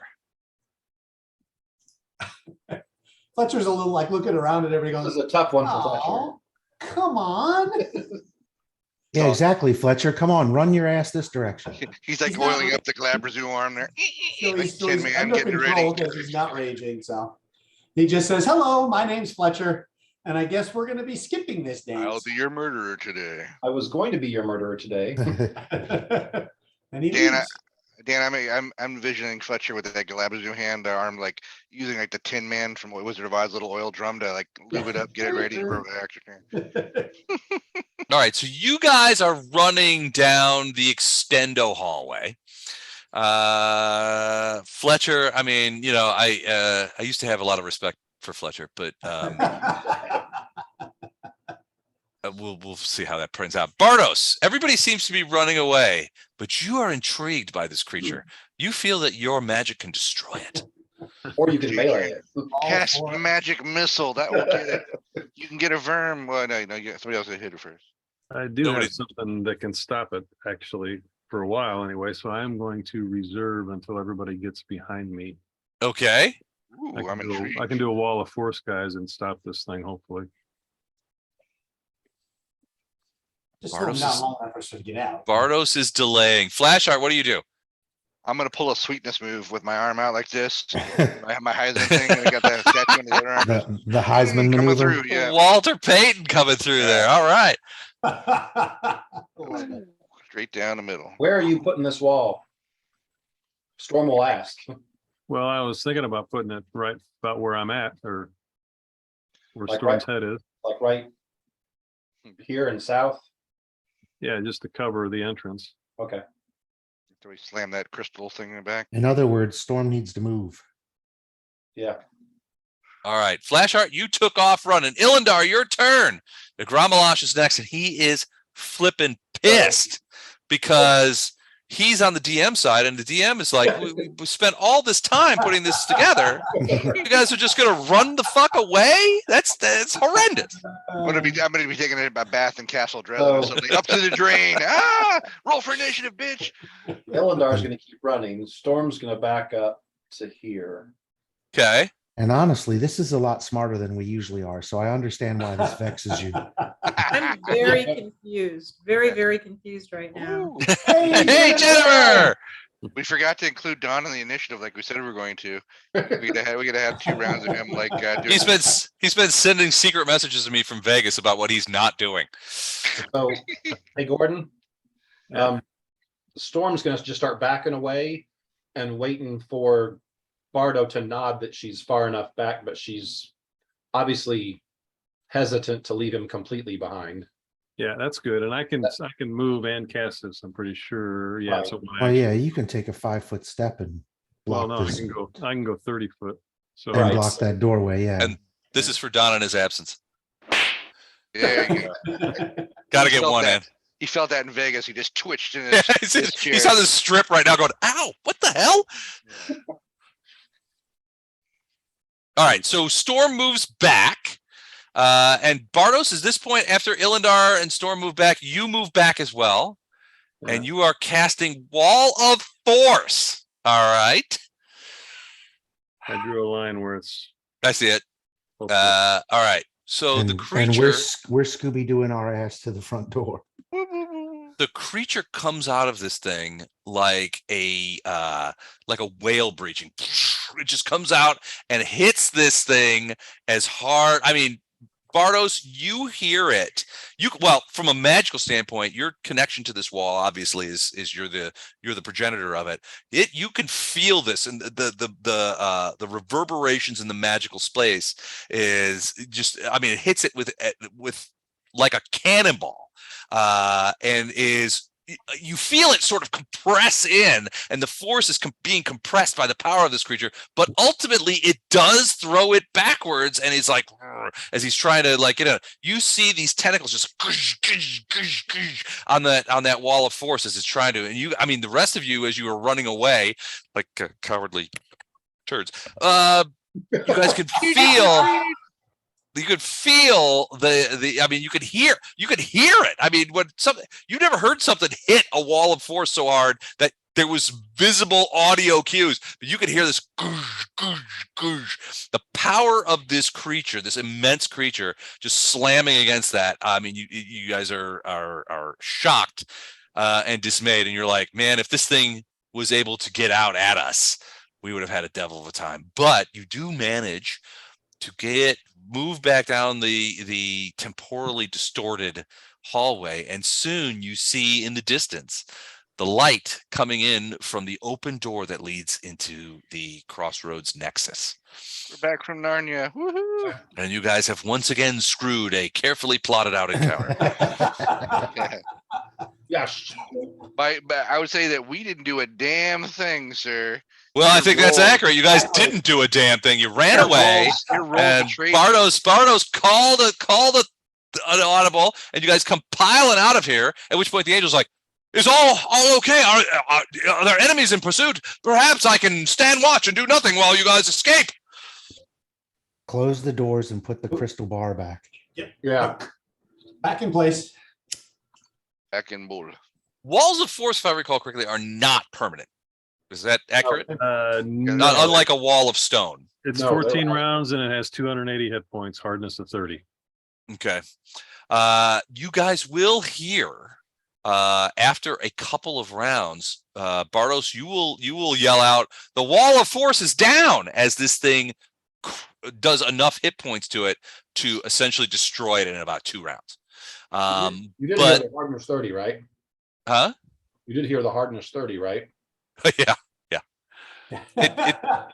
I mean, well, that means just to every give you- swing gets 30 points taken off of it. just to give you its idea, when it's doing melee attacks, which is not its only attacks, and it has some quicken spells that I was going to use on you, which I did not sadly get a chance to do because you guys suck. But it has a bite, 2 claws, 4 tentacles, and its tongue as its natural attacks.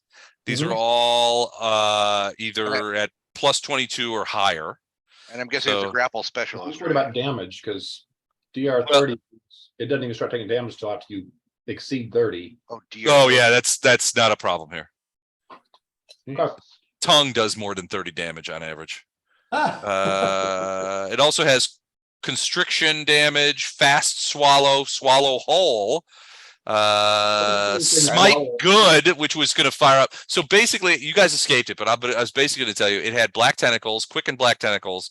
It was Jesus, going I to hate enact that spell. smite good, and then come at you guys with everything it had. I've seen Shane use that to devastating effect more than one time. I hate that spell. It's scary. Mm. Like I said, doors closed. What- Fletcher, put the crystal bar back. Yeah. It's back. One question, guys. Like we're all in on. We've promised multiple people now that we're going to wipe out Baphomet. Right? Sounds good. We My have not. concern is when if we do wipe out Baphomet, that this prison, among other things of his creations, crumbles and things like that get out to the wild. Are we responsible as good line characters to worry about No. that? Or all right. Just want It's to a double feel. check. I'm gonna check my talisman here. How's Wait, it does this feel? have to go in the book? Are we responsible for releasing prisoners if we kill Baphomet? Well, I just want to check my talisman. Does it feel like The overall No. good of defeating Baphomet would. No, and no, your talisman is fine, and Lothar will confirm that. Defeating Baphomet, I mean, you're talking about a balance of good versus evil. Obviously, there are evil creatures in this prison, which will be released should Baphomet be defeated. but they're also good There are also good creatures in this, or neutral creatures. So there's, that in itself. I mean, from Iomede's point of view, from a justice standpoint, almost any creature that's captured within this prison is done so unjustly because that is Baphomet's nature. Okay. There's no courts here. There was no fair trials. Baphomet captured and imprisoned them. And so from Iomede's point of view, every prisoner here is unjustly imprisoned, regardless of what they may have done in the past or what transgressions they may have done against Baphomet. Because from Iomede's point of view, a transgression against Baphomet being a core chaotic evil demigod, essentially a demon lord, anything that is against Baphomet is by nature maybe not good, but certainly not evil. Right? Got It sort of cancels out. All right. A can live with that. Rastal Lothar would probably have a little bit of different opinion depending on the type of creature. But the creatures, frankly, the creatures you have seen in this place that are imprisoned by Baphomet, none of them would be what a Rastal would consider a threat to the natural order of things, because most of them are so removed from a Rastal's domain that the likelihood is that none of them would be able to ever would not be able to, but none of them would negatively impact Erastil's people or domain because their evil is so separated from where his expertise is. Right? Does that make sense? Yeah, well, yeah, I'm guessing most of these creatures, given the opportunity, would go back to their home planes Sure. where they Yeah. are natural. Yeah, that makes They're- sense. I just wanted They're to probably not going to come to the prime material plane where they would be then unnatural, at least Correct. not in numbers enough to upset the balance. Flashcard is all about the justice, but this is one of those rare occasions where he wanted to wring his hands a bit. Yeah. What's gonna happen, man? When stuff like that gets out. Not to But- mention, Yeah, that no, I creepy think smell, no, that's neither scary. of your talismans would react that way on when considering the question of destroying Baphomet. Certainly the benefit to all goodness for Baphomet to be destroyed would outweigh the potential evil that would be clearing the prison. instigated from releasing the prisoners from the prison. Not to mention, let's be honest, nature abhors a vacuum. If we're successful in destroying Baphomet, next one up. Yeah, somebody's going to take his place. You know, planes don't stay untended for long. The Hey, guys, problem is with You know who it's Baphomet. gonna be? You know who it's gonna be? It's gonna be our old friend Couch Shitter. He's gonna be the new. He's like, I'm in charge now, bitches.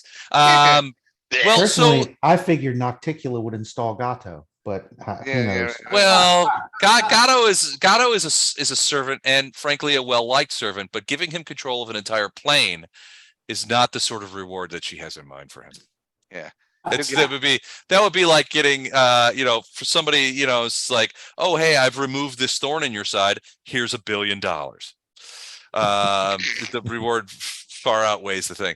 Plus, so there's another question of, so to your point, Chuck, of the idea of nature abhors a vacuum and power abhors a vacuum. Baphomet's domain is interesting in that it predates him. The maze effect. This plane was once Baphomet's prison. Remember, Right, it was Asmodeus's realm. it was Asmodeus's realm. So Baphomet was able to surmount the maze and became the demonic demigod of mazes because of his ability to sort of like manage this maze, gives him control over all sorts of other mazes. For him to be essentially erased, the plane which predated him stays the same. So unless a creature had the power to control the mazes that already existed here, that were essentially set up as a prison, so it's not going to be just like the next demon down around the corner is going to say, I'm the strongest, so I'm taking over.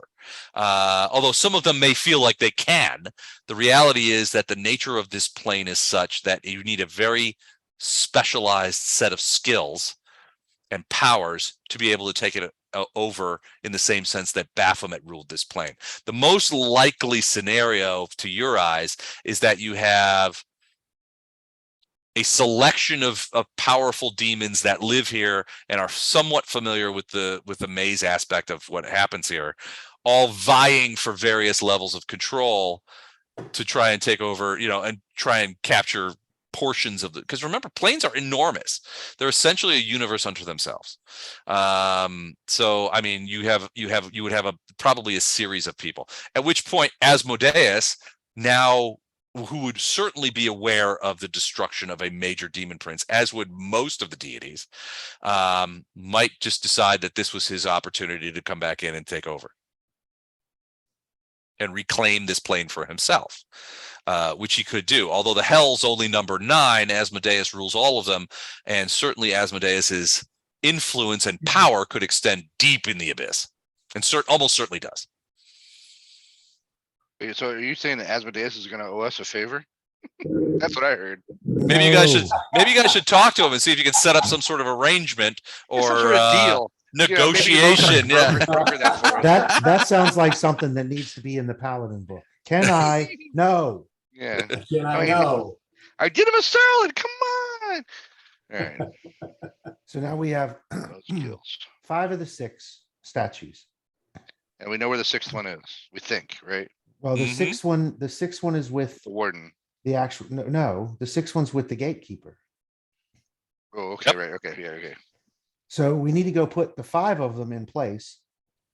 And then apparently the gatekeeper comes out and decides whether or not it wants to let us through or if we have to kick its ass. That's what I got from Alderpash? Yeah, that's essentially Alderpash. correct. that. Now, we don't know what criteria the gatekeeper uses. That's true. So at this point, all we've got is put the 5 statues in their place and see what happens.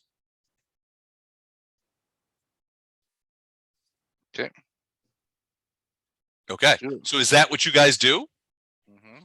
All right. That's I the think so, next guys. step, I'm right? good with it. I'm good with, I'm aligned with that. All right. So Okay. you guys go over there. Who's going to place the statues? Are you all going to go over there and place the statues? How does that work? Well, there are 5 of us. I'm So we can assuming eat- each of you is carrying one. Yeah, we can each take one statue and find, because you said the bottoms of them are kind of keyed. Yeah, well, so they're Yeah. concave, right? So the dishes that hold the statues are sort of shaped like dishes, or like bowls almost. And they're not, they're not super concave where it's going to fall over right. But if you set a statue on the ground, for example, it's going to weeble a little, like the Okay, toys. so basically they're all the same shape. Yeah. So they're not keyed to individual slots. So we really Not just as far need- as you could tell. Yeah. Yeah, we really just need to pick a slot, put 5 of them in. Okay. So how do you guys go about the business of doing that? Does everybody just walk up and pick a slot and pop one in? Yeah, I Or would does say- or do you hand, or does like one person go up there and hand me another key, and kind of walk around? All right, think this through, guys. If he's asking questions, there's something we should be paranoid about. I think the paranoia is potential AOE. If we're all just sort of compiled around this thing. But the other part of it is we don't know if putting one at a time every minute is going to work, or if they all have to go in. They can't all have to go in at the same time. Because Yeah, if they're used for one person to be able to go through. Then it's Yeah, it'd be not a like pain in the the ass to do it all two, the time, it's. right? Yeah, it's one not like person the- couldn't do it at all. It's not Right, like the 2 keys for a nuclear armament where 2 people have to do it. They have to do it simultaneously. Turn your key. So I would say we could probably just put in one at a time. Agreed. I'm imagining something, like Fifth Element, right? Yeah, maybe. Oh, I love it. I love these references. Yes. So Okay. I'll move over here and take the one that I have and put it in a spot. Okay. As when you do, you plop it in there, and a sort of greenish light that largely mimics some of the stones here. It's got a kind of a funky greenish light, kind of like rose up. They were bare. There was no light emanating from the dishes, but when you put one key in, it goes. And there's a greenish light that sort of materializes around the thing. It doesn't infuse the entire statue. It looks like it's coming out of the dish. So it's Yeah. sort of muted, but you can see it sort of illuminates the bottom of the statue. And apparently Fletcher and Bartos are going to do the same. Okay. Now, would Ilindar prefer to stay back and just give me the statue? I'll come up.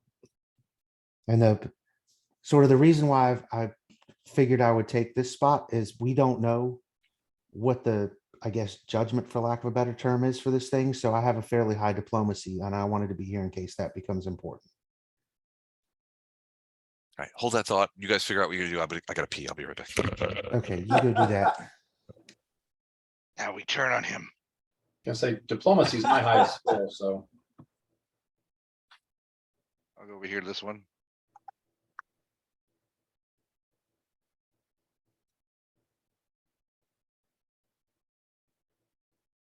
So we're missing one, or we're just missing a person. We're missing one, but this creature that's gonna come up to kind of block us from going through or whatever, that creature has one as well.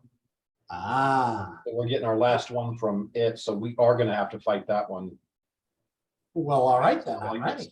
It's not like it's in a room that we can just go sneak in and take it like we did the last one. And even if it was, there's no way Les would do this twice, so this guy's this thing inside of him, so we have to kill this thing. Well, so there will be a fight. Fletcher feels so much better. He wants to kill First the thing he rabbit. does is gate in that monster that we just escaped. Yeah.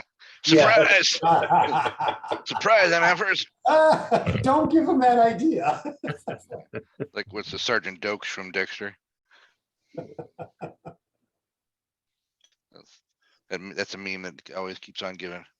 All right, so Flashheart, you're doing the one over there. Yep. Ilindar, which is the one that is left? I guess It- that one. Okay. Now, when we moved all up this direction, did that creature, the gatekeeper creature, come back? No, as you guys move closer, the gatekeeper did not. The guardian did not appear. As you guys placed, even as you placed the statues in the appropriate slots, the gatekeeper did not appear. It's only at this point when so who put the last one in? Would it be Ilindar? It's either me or Sure. Ilindar. You want to take Ilindar? That's fine. So I would say if it's an AoE you're worried about, let me take it, but All right, as the last one goes in, you hear a crackling noise behind you. And the creature materializes sort of in the area over there. And remember what this creature looks like. It's an alien-looking creature, strange and unusual. Has a glass-like mask and carries a large metallic staff. It floats above the ground on what look to be tentacles covered near the stems with armor, and it wears a strange helmet behind which emanates some sort of flowing kind of fleshy kind of material. It's a strange and unusual looking creature, and you immediately remember Alderpash saying that this creature is alien to anything from this multiverse, and it comes from beyond the beyond. It looks at you sort of in awe and says, "You have brought 5 of the statues and have petitioned to enter the vault. What is your claim?" Candygram. The vault does not need candy. Land shark. Yeah, land shark. What is your claim? What reason do you provide for the entry into the vault? Speak now, or I will reject your entreaties. I'm not the conniver here, so Yeah. go. I'll throw a maximum diplomacy. Our cause is just, our need is great. We are here to save the Herald or redeem the Herald. Herald's fate. There we go. Okay. The Herald is one of Baphomet's treasures. Okay. Are you saying you lay claim to it and have need of the vault? I say that Correct. indeed. Explain to me how you have acquired the 5 keys. Through battle and guile. Battle, guile, and diplomacy. That's an answer I didn't expect, to be honest with you. Through battle and guile. We stole them. Honestly. I was gonna say, Um, Ilindar's Well, starts- I was gonna say that from the Runelord though is more diplomacy. Lothar was broing out with him, and he gave it up. Baphomet has the creature looks at you sort of pityingly. Baphomet has charged me from keeping interlopers away from his treasures. You exhibit all the characteristics of interlopers, and you have even you have answered my questions as such to confirm that you are interlopers here. Yeah. Explain yourselves at once. Well, let me or ask you a I question. shall be required. Are you under a defend the geese? vault. Are you under a geese from Baphomet? That is none of your business. Well, if there wasn't a Baphomet anymore, what would your role be? She narrows her buggy eyes at you. Baphomet is my master. Until such time as he expires, he remains my master through magics puissant and strong. Well, our road lies in his vault, and then lies at with a confrontation with Baphomet, and whatever happens, happens. You seek It to sounds like turn. it sounds like that might be a good day for you if things go our way. But You I seek can't to say turn. one way or the other. You seek to ahead. turn my allegiance. I I seek to turn your understand. allegiance. I seek you to look out for numero tentacled uno. You must understand. I have no allegiance to Baphomet. My compulsion forces me to be his servant.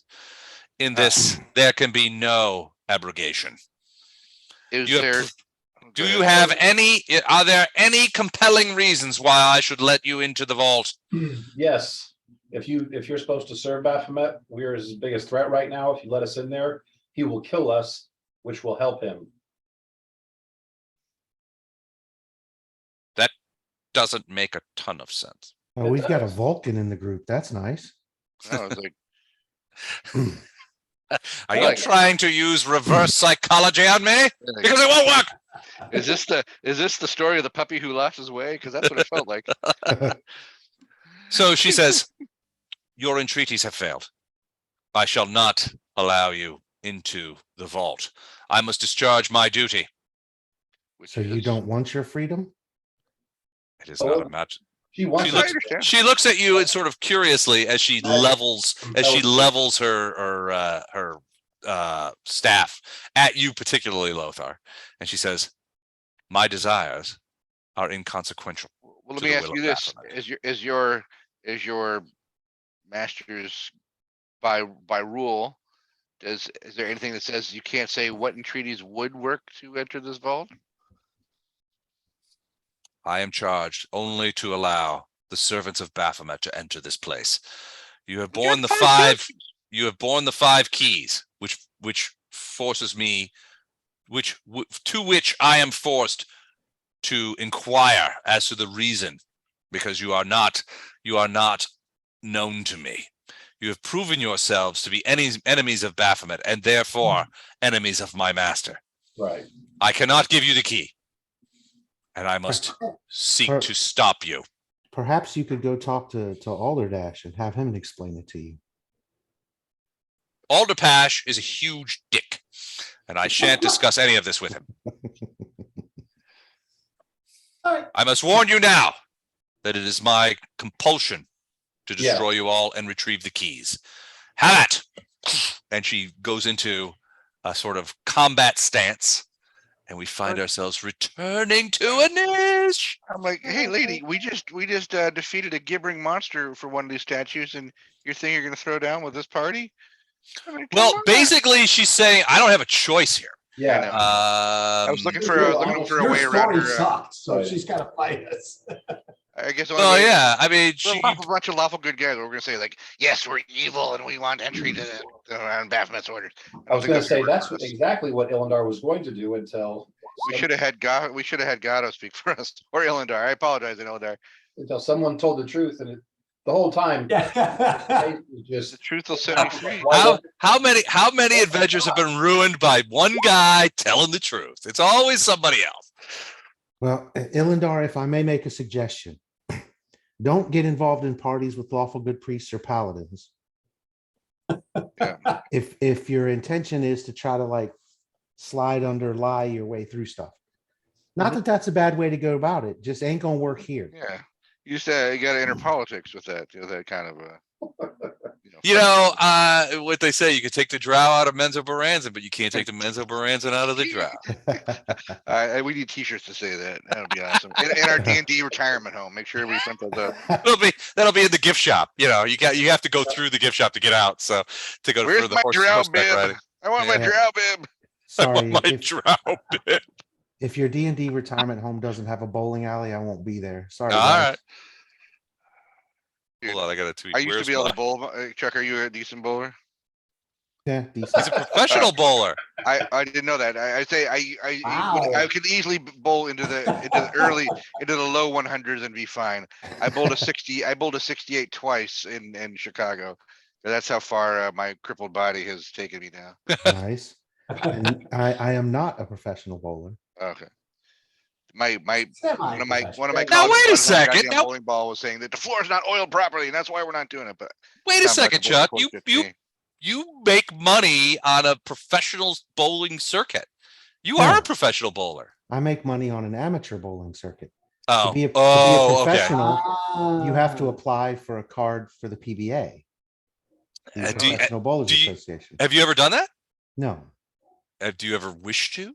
no, why would I do that? I don't know. What I Were you mean, about to make a wish for him there? no, I was just Ta-da! curious. So I was thinking about I didn't know, professional in I a didn't know different that way, at but all. This is a new side of Chuck I hadn't heard about. So yeah. here's the thing. If you meet the criteria to get a PBA card and then purchase one, join, become a member, then you Mhm. can go and bowl against literally the best people in the world, at which point I would make no money. okay, good point. Good So point. just because I could get a PBA card does not mean it's a good fucking idea. Got it. Okay. That makes sense, and we will allow it. Everything All I know right. about that bowling is from the Stephen Lynch song, Professional Bowling God. You heard that song? I don't think I have, but I will be looking it up on YouTube So, once we're done. So it's I all will. right. I'll send you the link. Let's see her reach. All right, so I'm gonna put her reach in here. That's pretty good. Can you put me back up top? I got moved down to the bottom. Sorry, you are. We are. All right, so you move you back. Okay, here we go. I'll just put it right about there.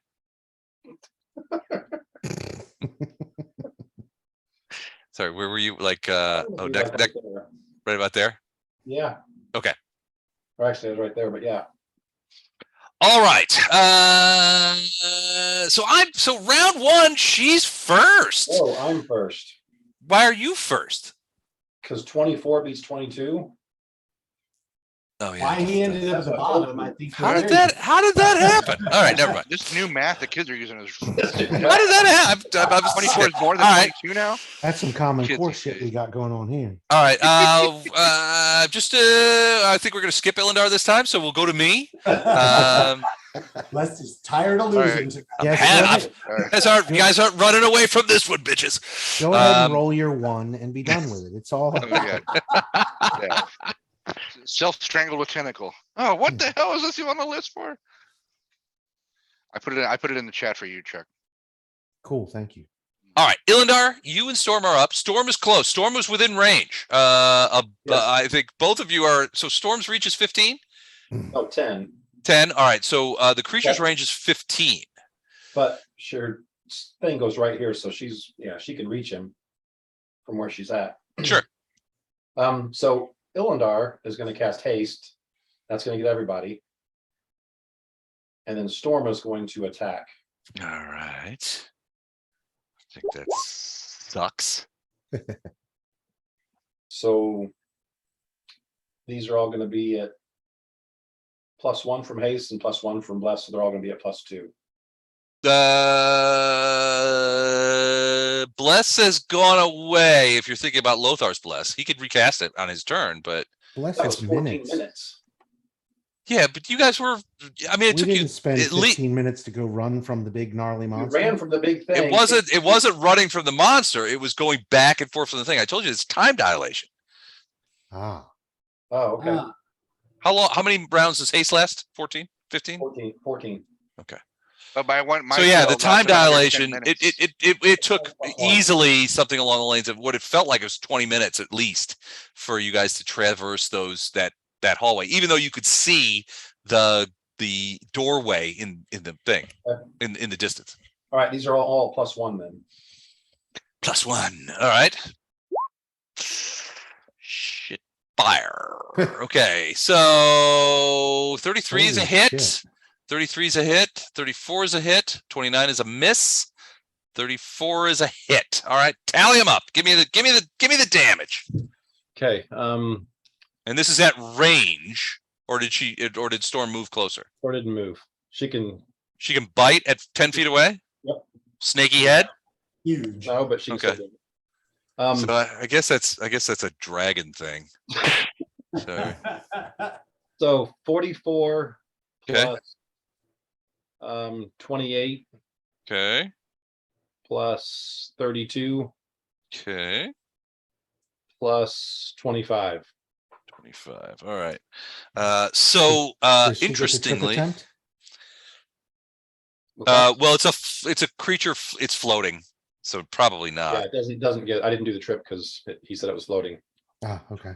I thought that flying creatures or floating creatures, if you trip them, it brought them to the ground. I don't know that for certain. Okay, it's all good. Okay, that's solid. All right, all right, that's a solid attack. Let's do this here. Boom. All right, so it did that much damage. Is that it for you? Yeah, both of us have acted. I'm starting to research into tripping a flying creature. Okay. All right, hold on. I'm gonna change my shit here a little bit because you are such a big poo. Just gonna double her hit points because Oh yeah, already did that.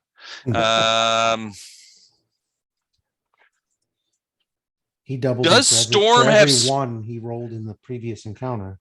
Okay, I'm seeing several things that people are saying flying creatures cannot be tripped. Okay,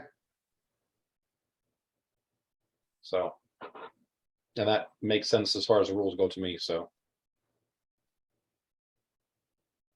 you were asking, Les?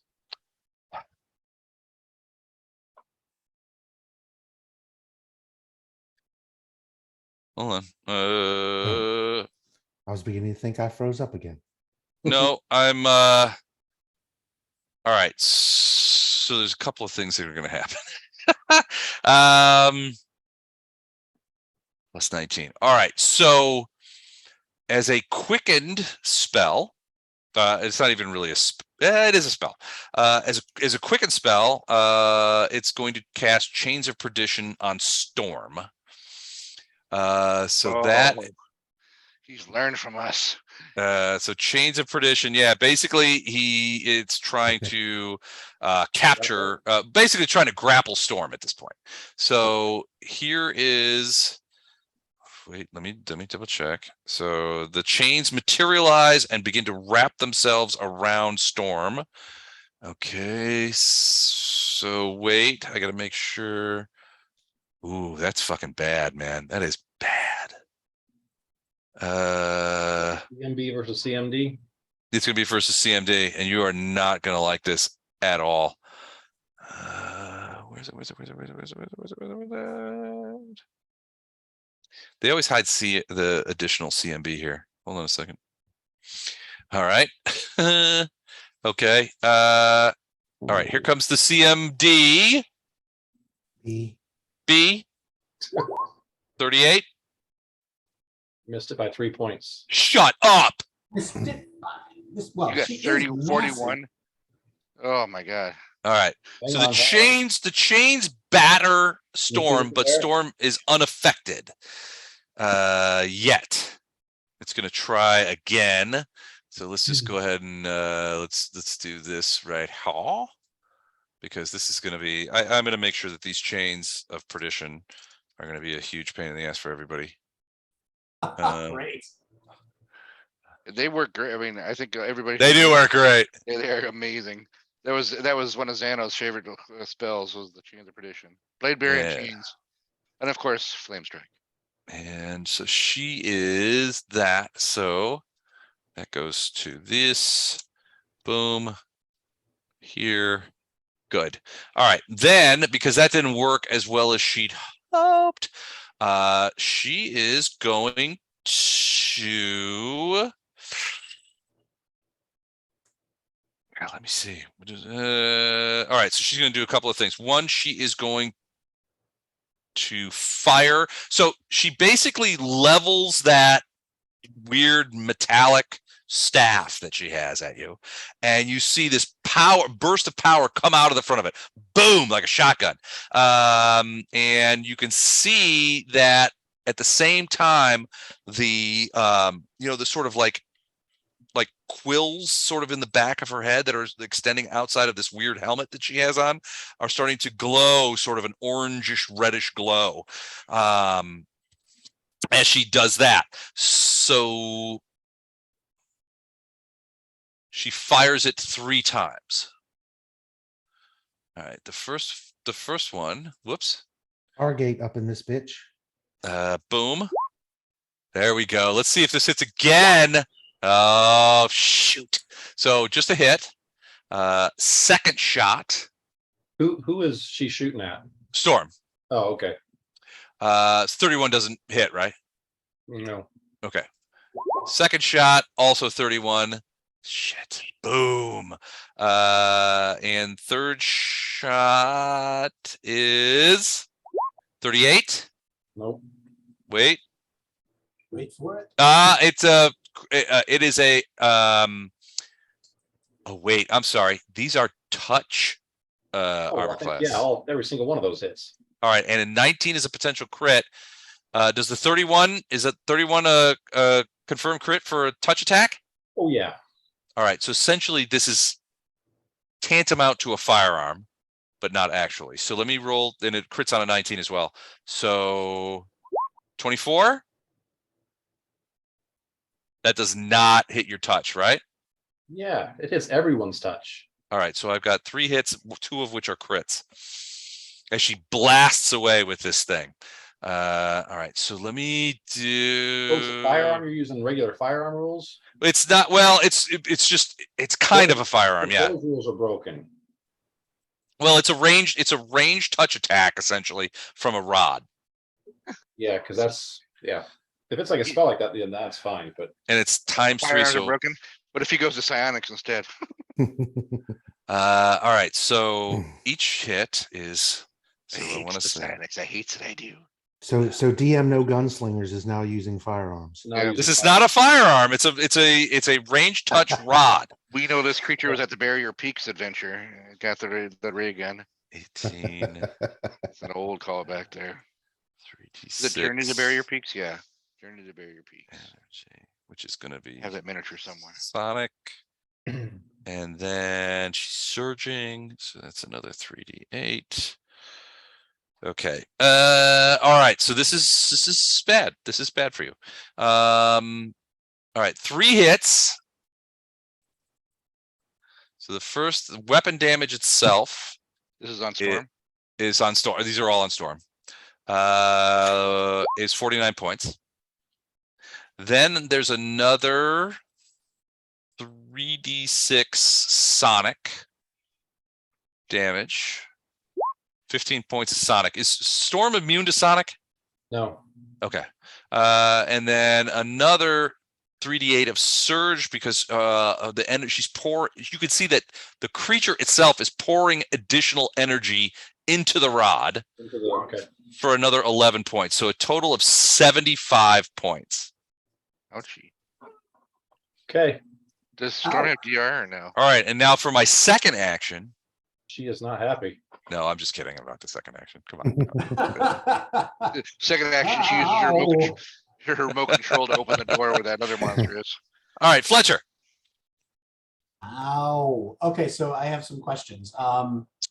She's up in the air, right?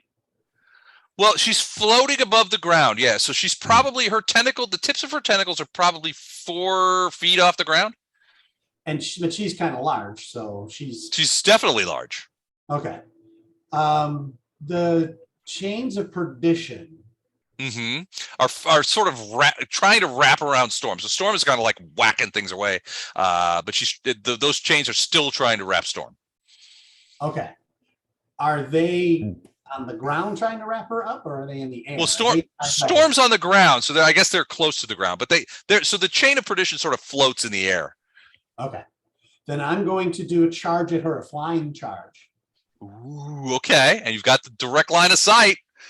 And I will activate my electrical discharge. That doesn't feel right. I can't allow Well, I'm sure it won't. that. Okay. So let's just hope for the best, shall we? Okay. Oh, I'm definitely hoping for the best on this one. Boom. Okay. So you will pass through a threatened square. Charges provoke, right? Yes. If you pass through threatened square, I was going to say, okay. So she is going to try and smack you But with a tentacle. yeah, your AC is too higher because you're inside of Storm's range. Okay. My AC? Okay, good. Storm's We not need, protecting her at all. AC's pretty good here. All right, so tentacle smack. 36 hit you? You actually missed because of the +2. Shut up. And only because it's an attack of opportunity. I have an extra AC bonus for AOA. Damn you, Storm. All right, go ahead. All right, so you're using pounce, so I'm assuming that you're using every freaking thing you've got. Oh, yeah. Well, I'm going to use the two-handed sword, though. I'm not going to go with the claw. All right. So 3 attacks instead of 4. Okay. First one is +31. Say all at a plus 105 because it's Fletcher. Okay, 1. Oh, Jesus fucking balls, man. If we I'm take the gonna Damn. use. that, I'm gonna use some. That's a confirmed crit. Pop some popcorn back you here. want to just That's it. resolve that, That's it. or- We've made our DM rage quit twice tonight. That's a new record. All right, let's just see if the other ones hit. Second attack All right. That's a hit. First level again. and third attack. Right. Also a hit. God damn. Okay. So let's use the chart for that that crit. AC 34, by the way, you dick. Yay! All right. 3 hits, 1 a crit. Let's see what you want the chart. Chart. All right, chart, and was this with the sword? Yes, two-handed greatsword. Flip. All right. Ruptured organ. Target suffers max plus bonus and 1d6 bleed.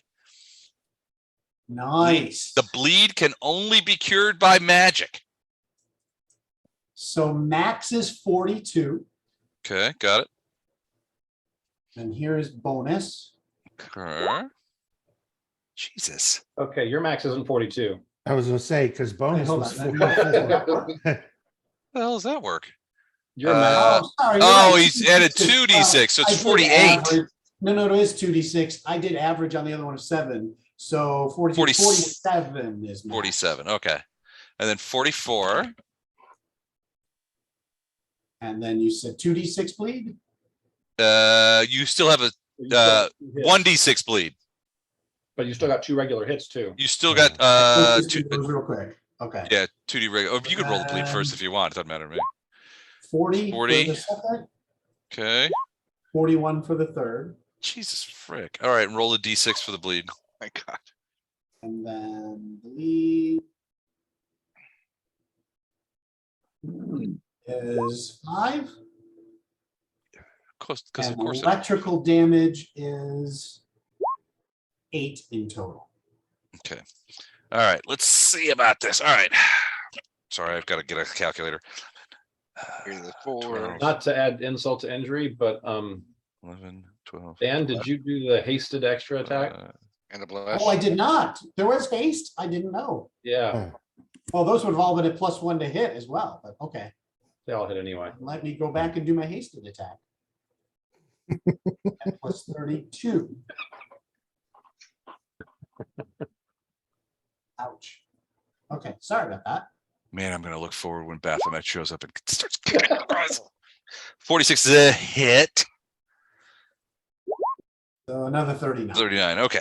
All right, hold on. I got to add all this up. All right, so 25, 91, 6, 131, 10, minus 18, 200, 5, 211, 4, 19, 9, 12, 224. I got. 224. That's what I got too.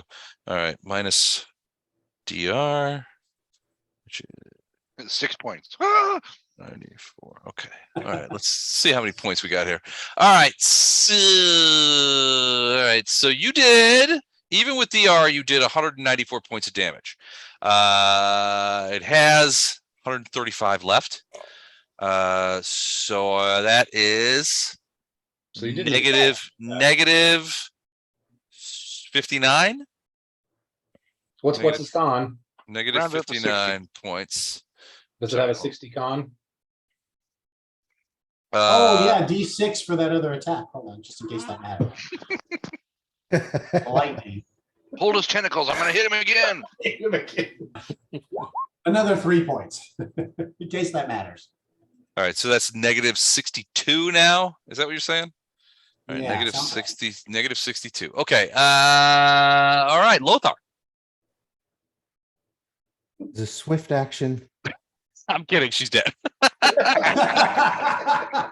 I'm kidding around. So Fletcher just sort of flies out of nowhere and just blows into this creature. So Lothar, I'm going to need you to make a fortitude save. But Lothar, or I'm sorry, Lothar, you don't have to make. Fletcher has to make a fortitude save. Lothar, you don't have to do okay. anything.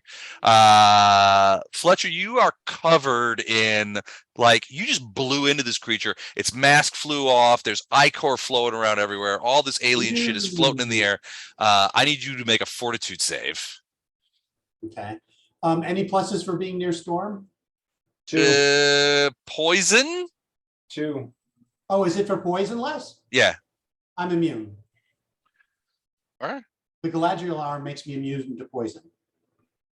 The what? Who? The arm makes me immune to The poison. Glabrezu arm. Oh, the Glabrezu arm. I kept All right. forgetting about that every time we That's were doing this hilarious. last time, but it All right, says so- right Wait, on All right. So everybody cut off a limb. I want some Glabrezu arms up in here. there.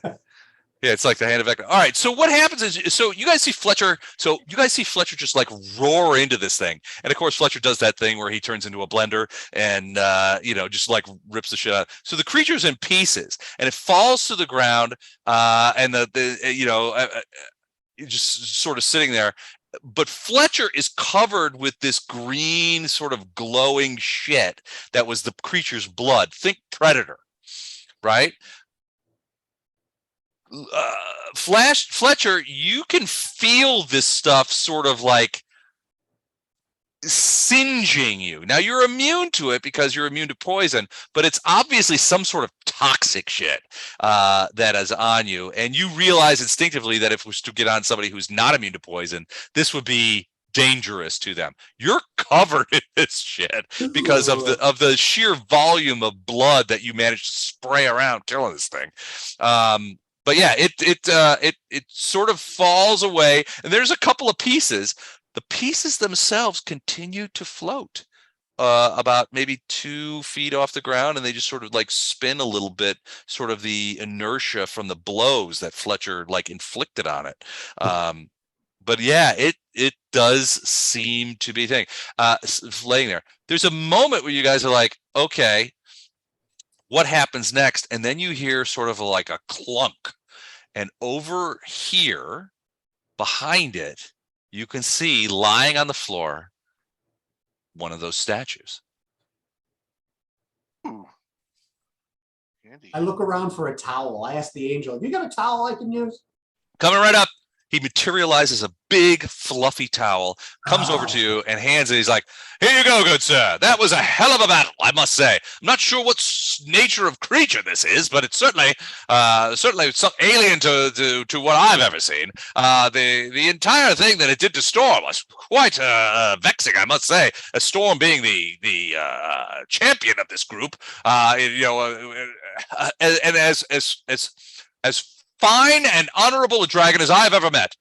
And therefore, nice. I must say that in this case, I'm very curious about this creature. Here's your towel, by the way. Thank you. And if nobody else goes, I'll grab the statue and put it in the last home. Waxberry comes like running up and she goes to Flashheart. She's like, Lord Flashheart, will you be taking me within? Is the herald within? Is that why you've come so far to this and destroyed that creature?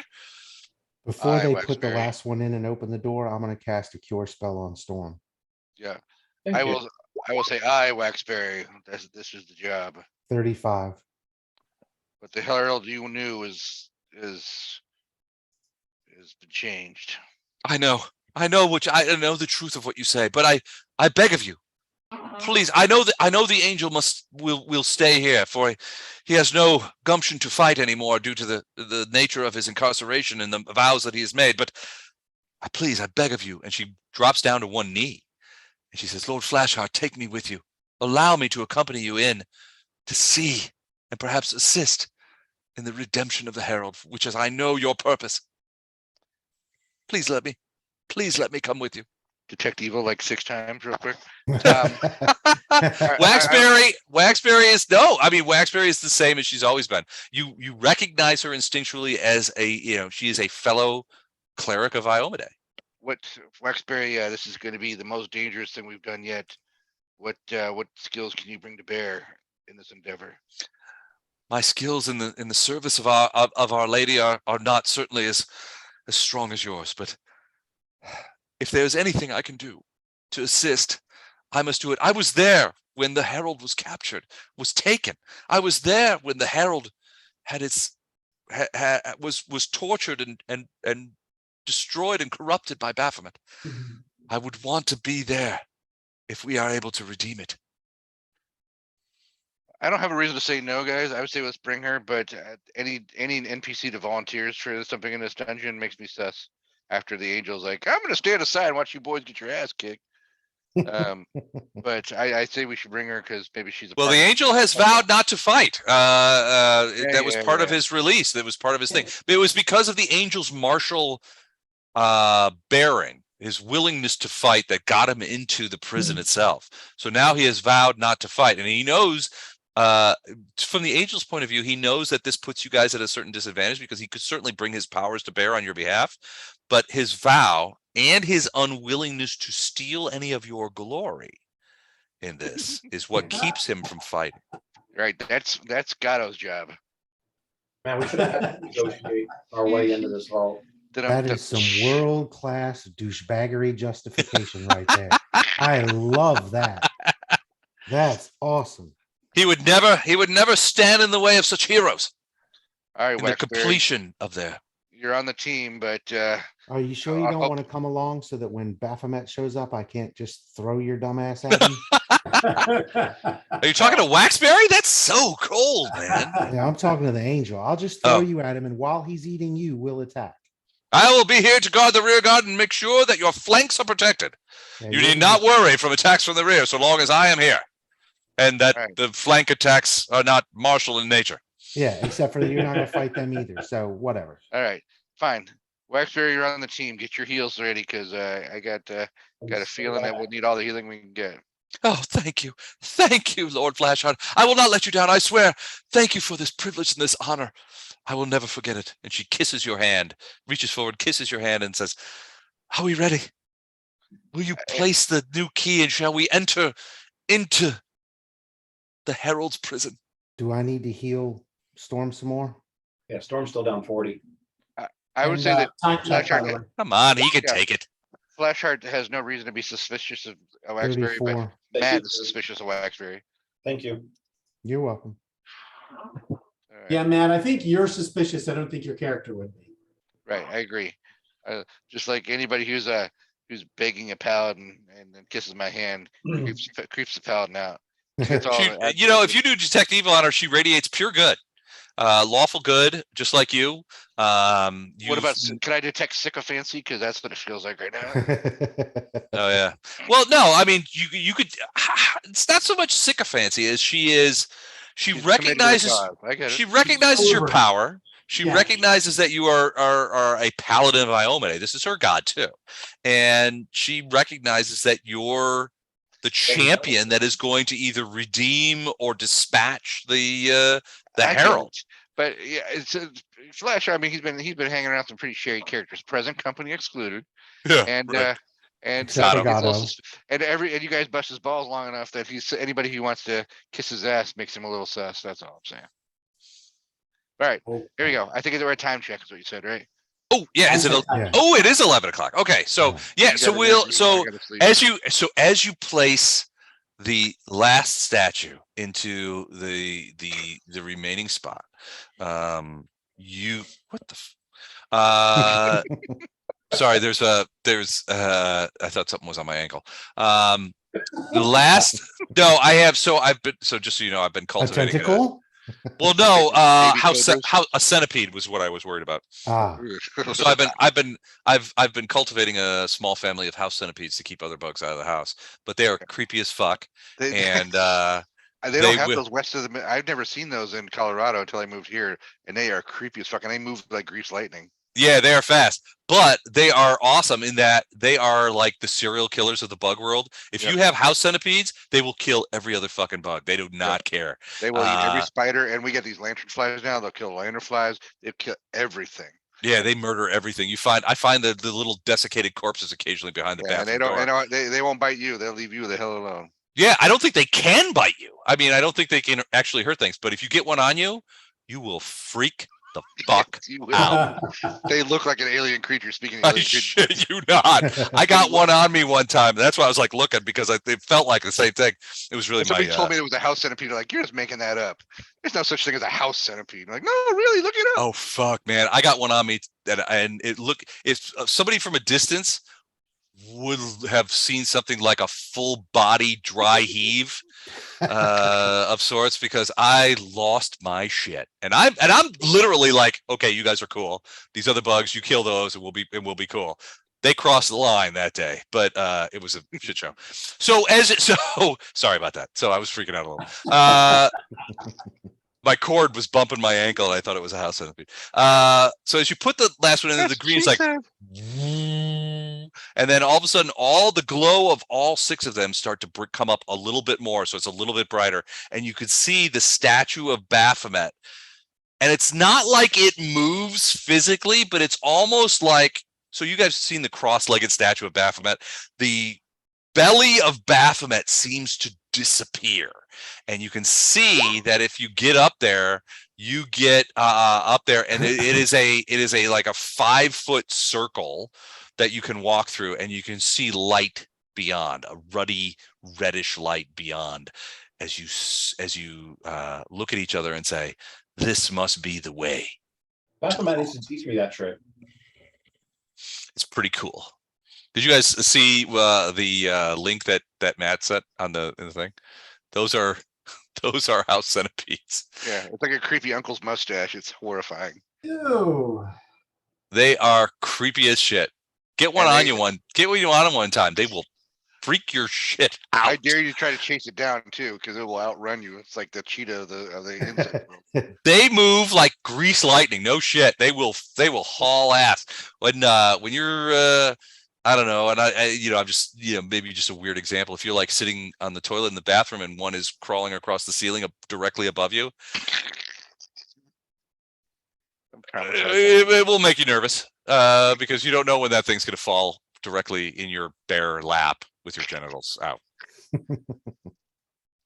I'm gonna have nightmares now. I'm not saying that happened to me, but it seems a weirdly specific example, doesn't it? The Fast and the Furious. Weirdly specific. All right, we'll stop there. As you guys are entering what you think may be the vault of Baphomet. Dun, dun, dun. Dun, dun, dun. Well done tonight, guys. I really enjoyed it. This was awesome. Yep. Thank you. Thanks, guys. It was fun. I will All see right. you soon. We'll see you guys. What's next week, Les? Is it BT? Right. Oh, never What is it mind. next week? Next week is Traveler next week. Really? Already? Yeah, we're back around. We batted the round. Also, just so you guys know, I am probably going to be DMing. I might be DMing Friday night, Labor Day Friday night. So I don't know what your Labor Days are doing, but I've depending on what's happening, I might be running one shot online. We'll have to see. But if you guys are interested in that, let me know. We'll have to see what happens. Anybody see the new Spelljammer book, by the way? That looking like a work of art. I heard that the Spelljammer book has some significant problems, not the least of which is that they have no rules for ship-to-ship combat. What the hell? What would be the point then? Not the It's least half of the which fun. is it's Spelljammer, and it's always sucked. I It looks so pretty. It looks so pretty, though. Spelljammer had its issues, but there were certain elements of it that I really liked. Yeah, I love the abyssal ship combat. I enjoyed when we played. I don't remember us doing a lot of combat. We did at least 1 or 2 combats. I remember in the ship, but I enjoyed it when I was Xano. Good night, guys. We did ship to ship All right. with the drow. Night. East Good night, Coasters all. and tired people, check it out. If anybody wants to hang on for a little bit and talk Spelljammer, I'll be here. Hopefully yeah. hopefully your interview tomorrow goes well. Hey, thank you. I appreciate it. I've got 2 of them tomorrow. We'll see what happens. I'm gonna ask for as much money as I can possibly get. Go All the for it. monies, all the And I'll- gleaming things. I'll see you guys another week. Yep. All right, sounds good. Bye. See you next week. Yeah, you know how our careers ebb and flow in terms